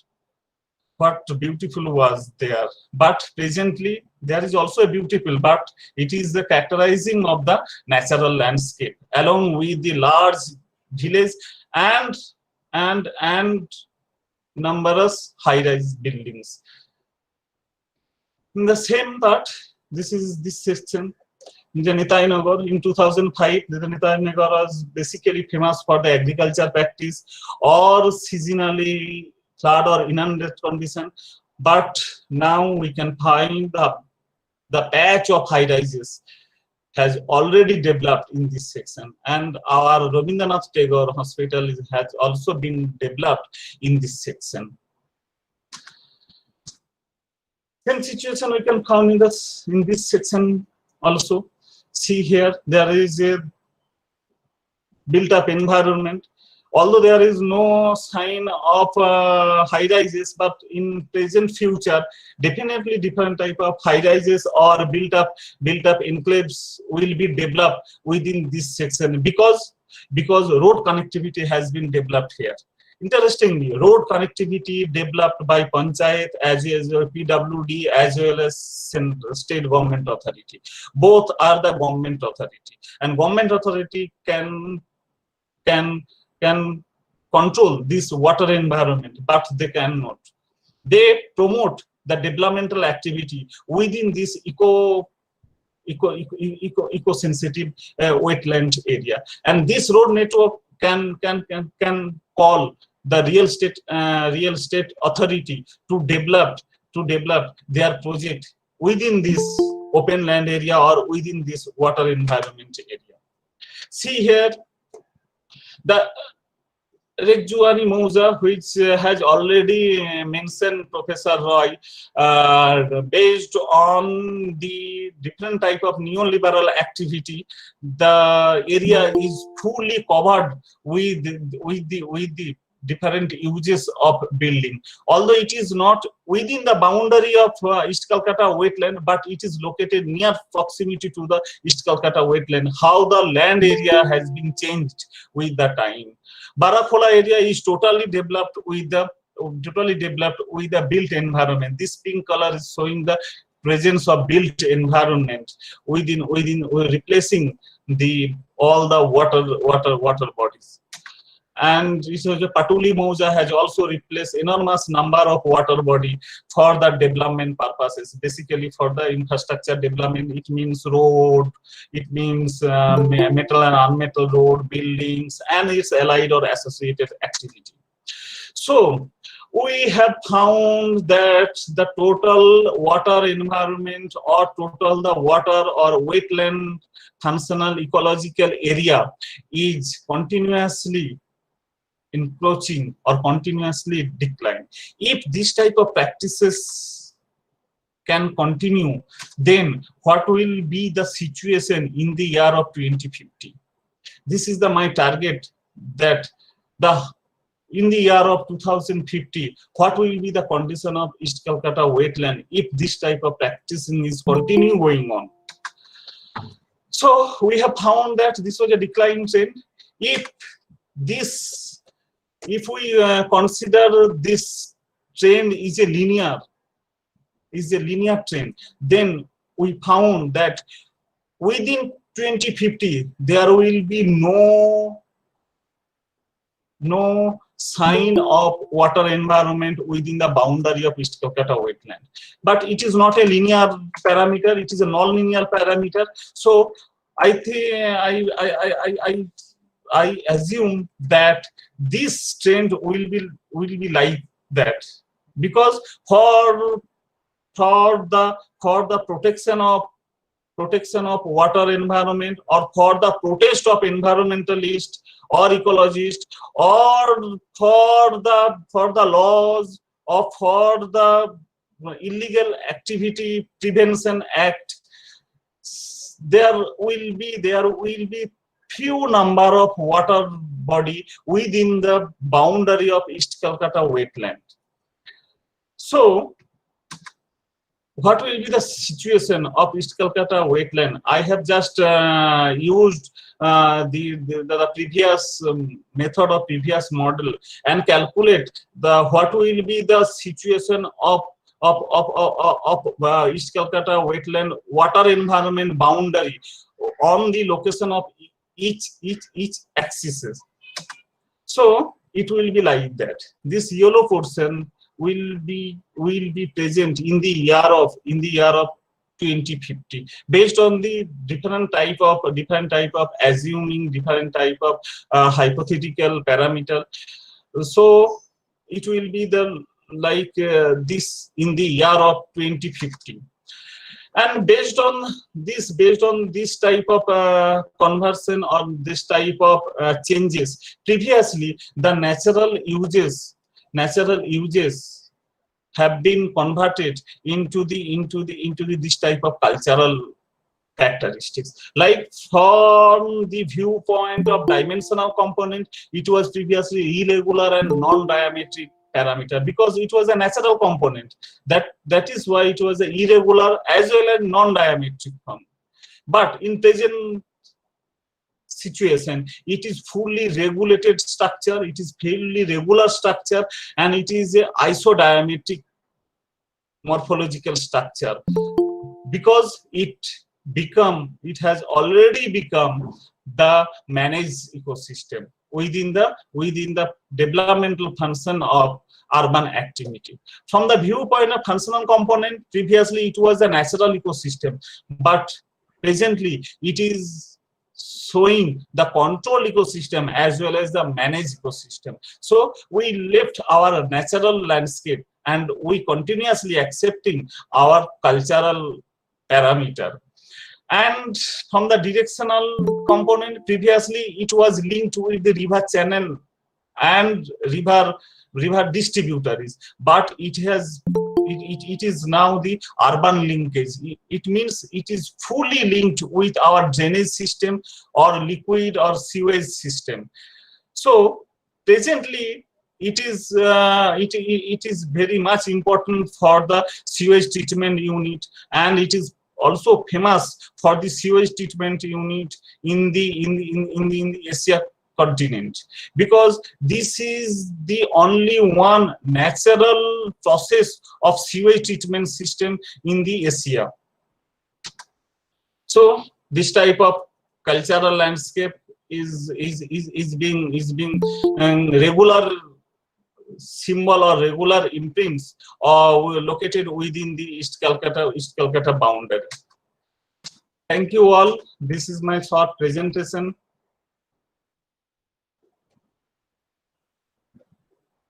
Thank you, sir. Thank you, Mafi sir.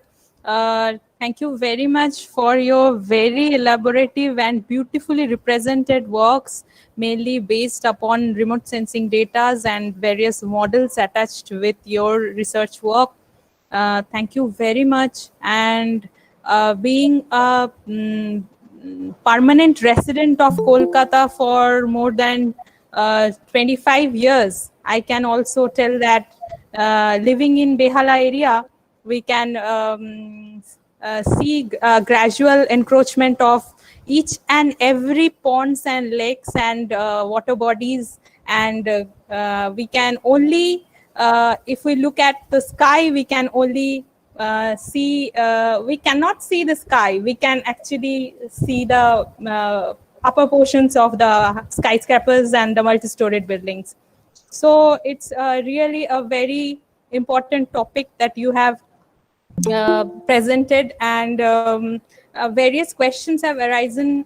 So I want to ask, actually, if anyone want to ask directly any questions, they can go first. Then I will come later on with written questions from the chat section. Yes, Sir, I want to ask you a question. Yeah. Sir, how we can aware the people about the local geographical and aesthetic significance of East Calcutta wetland from its misuse? Theoretically, people can be aware, but practically people does not aware, because everybody wants the short-time benefit and economic benefit. No one bother for the environment or water body or pond ecosystem, nothing. This is the practical answer. Okay. Thank you, sir. I think, Srivas, you got your answer. Anyone want to ask any direct question to sir? If you want to, then you can unmute your mic and you can ask. So I will dive into the chat section.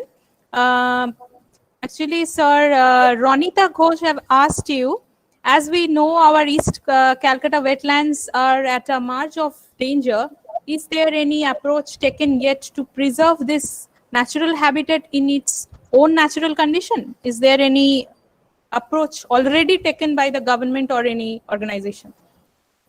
Actually, in our country, government had dual role. Government can pass various type of acts, various type of laws, but another section of the government authority or government body, they cannot want to protect it, or they cannot want to improve it, because we have East Calcutta Wetland Management Authority, but it is not functioning. But it is a statutory body of our government. Whereas our road department pass a notice or government order for build a expressway within the boundary of East Calcutta wetland. That is why I am previously answered this type of question, because if we want, then we can. If we don't want, then no law, no theory, no approach, no perception, nothing is applicable for our protecting this type of wetland. We know how much important is it, but in spite of our all knowledge, all awareness program, all approach, all activity, all department, all ministry, we can provide different type of infrastructure or real estate activity within the boundary of East Calcutta wetland. And one thing is surprising, that Donald Trump has shown his interest to build real estate hub within the limit of East Calcutta wetland. How can it is possible? What is the interest of Donald Trump to build real estate activity in our land? That will be the question It's from very, the viewpoint of it's neoliberal. very interesting. How they are Donald Trump to put their investment in our motherland. We know It's know really everything. surprising. We know everything. We read everyday newspaper, but we cannot do anything. This is our real life. That is why Bangalore has experiencing this type of adverse phenomenon in the lakeside area. Okay, sir. Sir, from YouTube section, we need only mass movement, nothing else. Yeah. We need only mass movement. Definitely, And sir. Definitely, sir. I think student can only body they can take this type of initiatives.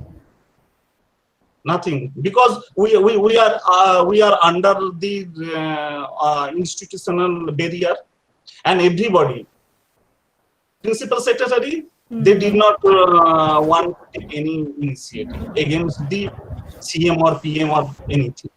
So only the student has the power to show this type of mass awareness. Nothing. And I think this type of webinar is the best media to forecast this type of issues in front of our students. And luckily, our core theme, my core theme, and our webinar theme is coincide to each other. Yeah, definitely, sir. It's about the cultural landscape and the changing perspectives and processes. Yeah, definitely, sir.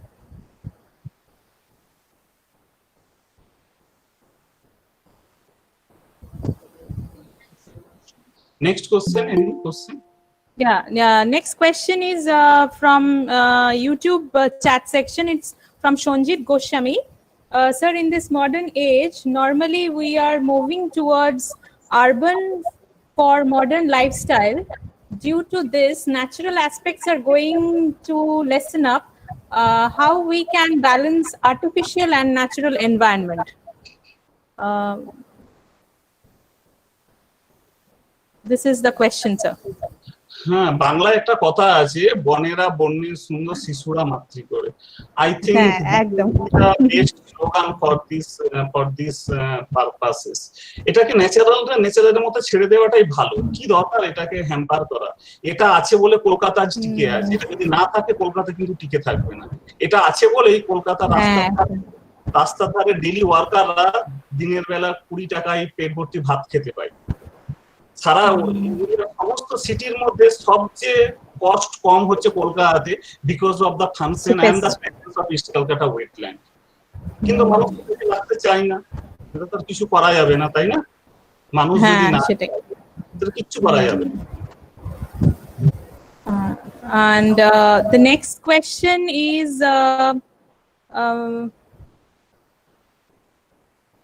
1 minute, sir. What is the model used in this study? From I have already Prashan. mentioned different type of segment of the parameter has been clubbed in this model. There are spatiotemporal changes model. There is overlaid analysis model. There is structural assessment model. So actually, the wetland activity is a complex system. And it is very difficult to bind scientifically all the components of ecological functions of the wetland into a one frame. But I have just tried to assess the structural area or the spatial dimension from the viewpoint of geographer. Just what will be the future situation of East Kolkata wetland water environment? For these purposes, I have just clubbed all the dimensions for the morphometric analysis, for the morphological analysis or the structural analysis only, not the core part of the ecological parameter. Okay. Another question is from Gargi Ghosh. She is a MSc student. Actually, she is interested in your topic, so she's asking how we present East Kolkata wetlands in her dissertation. Actually, she want to elaborate it in dissertation work. So if we will share your email ID. This work has already been published in Water Management in South Asia Springer Nature publication. So if she wants, she can download directly from the Google site or. And if she wants or if she mail me, I can send the link of this publication also. Okay, I think Gargi Ghosh got her answer. Last question is from my side because I am a resident of Kolkata. So the West Bengal Disaster Management and Civil Defense Department has formed a hazard mapping. And it's showing that Kolkata is lying in the Zone 3 area of hazard-prone region. So being a geomorphologist, I want to ask you that these wetland system and the continuously rising high-rise buildings and skyscrapers in these wetland system and the geology and the fault line or the tectonic movement, what will be the future of on the tectonic part or on the geotectonic activities going on underneath the Earth's surface and the influence we are creating over the Earth's surface? So what's your viewpoint, sir? Actually, Kolkata has developed on the clay layer. And beneath the Kolkata, there is nearly 10 kilometer depth in the clay layer, in the different strata, different gravel, silt and sand. But the most important thing is the groundwater hydrology. This is the most important for the Kolkata. And previously, it was stated that Kolkata and its surrounding area is sinking. But Survey of India has stated that no, Kolkata is not sinking at all. And different type of debate is also going on, the Kolkata is sinking or not. But the most effective portion is the groundwater. Groundwater piezometric head gradually declining for the extraction of huge amount groundwater.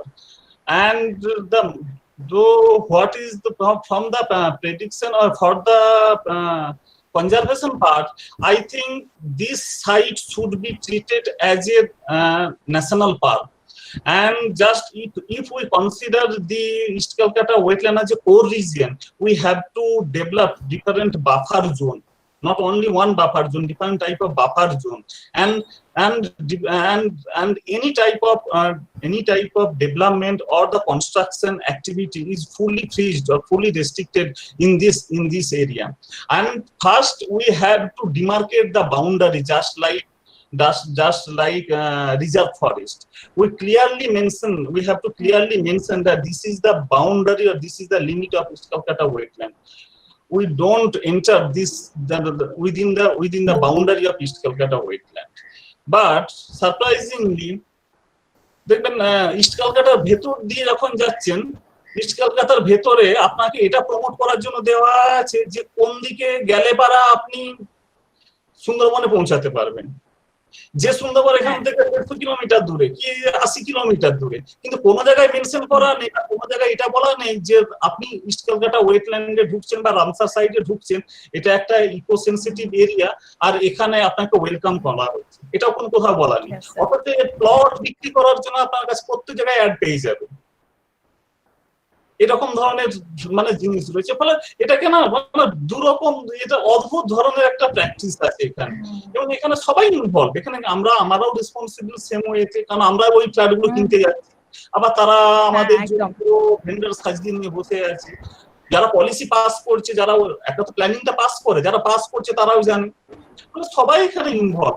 আমরা এটাকে কিভাবে আটকানো যাবে সেটা big question একটা, যার জন্য তো ধ্রুবজ্যোতি বাবু তার লাইফে, যেখানে most of the his life say totally মানে এনগেজ ছিলেন শুধু এটাকে প্রোটেক্ট করার জন্য, জাস্ট একটা মানে সৈন্যর মতো উনি কাজ করে গেছেন। উনার লাস্ট আর্টিকেলটা উনি চোখে জল ফেলতে ফেলতে লিখেছেন, যেটা আমি পেপারের কাটটা আমি দেখিয়েছি, এবং উনি সত্যি খুব দুঃখ পেয়েছেন যে এই মানুষদেরকে নিয়ে আমরা কি করব যারা সবকিছুকে বুঝেও না বোঝার চেষ্টা করে থাকে।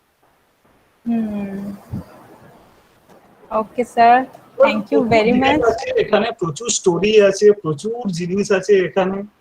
এখানে একমাত্র ওয়ে হচ্ছে একটাই, সেটা হচ্ছে স্টুডেন্টকে সামনে এনে দেওয়া, আর কিছু না।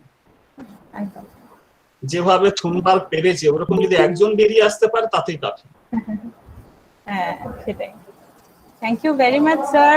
Thank you for your elaborative and very informative presentation, and we are very honored to get you on this platform.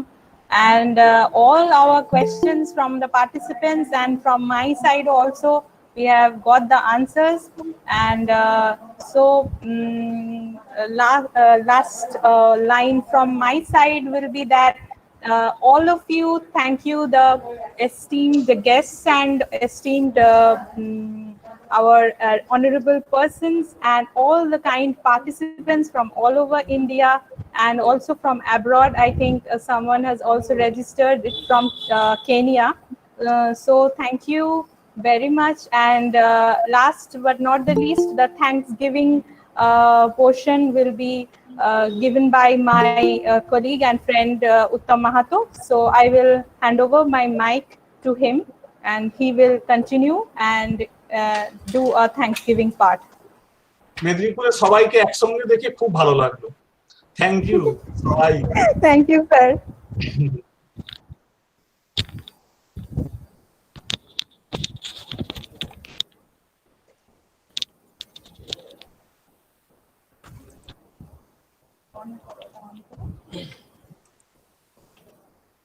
Okay, thank you to all. And the last part is a vote of thanks. Okay, all the honorable dignitaries, our respected principal sir, with my colleagues, myself Uttam Mahata, faculty member of Department of Geography, KD College of Commerce and General Studies, and all the participants. It's my privilege to have been asked to propose a vote of thanks on this occasion. I, on behalf of the Geography Department and the students, extend a very hearty vote of thanks to the honorable delegates who blessed us with their presence and took out valuable time of their busy schedule. I must mention our deep sense of appreciation for the works represented today's plenary session. Also, I would like to extend special thanks to Dr. Onimesh Roy for inspiring us with his work. I especially liked the part where he mentioned Rajarhat as the global city, neoliberal city case. New form of economic activities arise. They are converted from primary to non-farm worker, disposed household by caste, religion, etc. And West Bengal government accused land to make IT program. The most important thing is that the topic can give us a better scope to the near future. The way he explained the topic is exemplary. Again, this would be our special mention for Dr. Damodar Panda, where he pointed out mining activity is one of the main cause of origin of man-animal conflict. Degradation and deforestation by illegal encroachment and drying up to water sources, inadequate food and cyclonic storm let the poor animals take an unplanned translocation, so we must coexist. Really, his words make us rethink about human interference on the natural landscape. Living in this concrete world, Dr. Sheikh Mafizul Haq has rightly said that very rapidly the land converted to the urban settlement.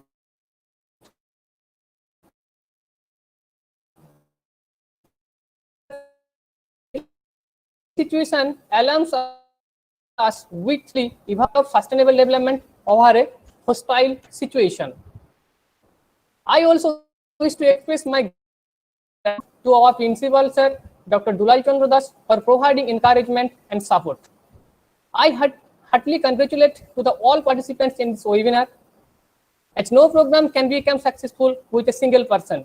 So I extend my big thanks to our all department faculties, Tuhina Maiti, Subhajit Barman, and Prabhat Sawa, our lab assistant, for their support.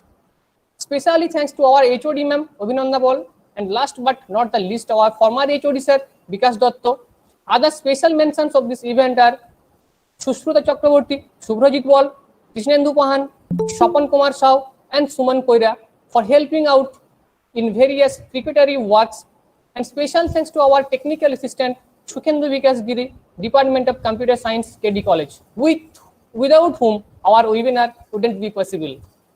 Thank you guys for making this event successful with your contribution. Hope to see you tomorrow. Feedback form will be mailed to your registered email ID after the end of tomorrow's session. Stay home, stay safe, take care. Hindu.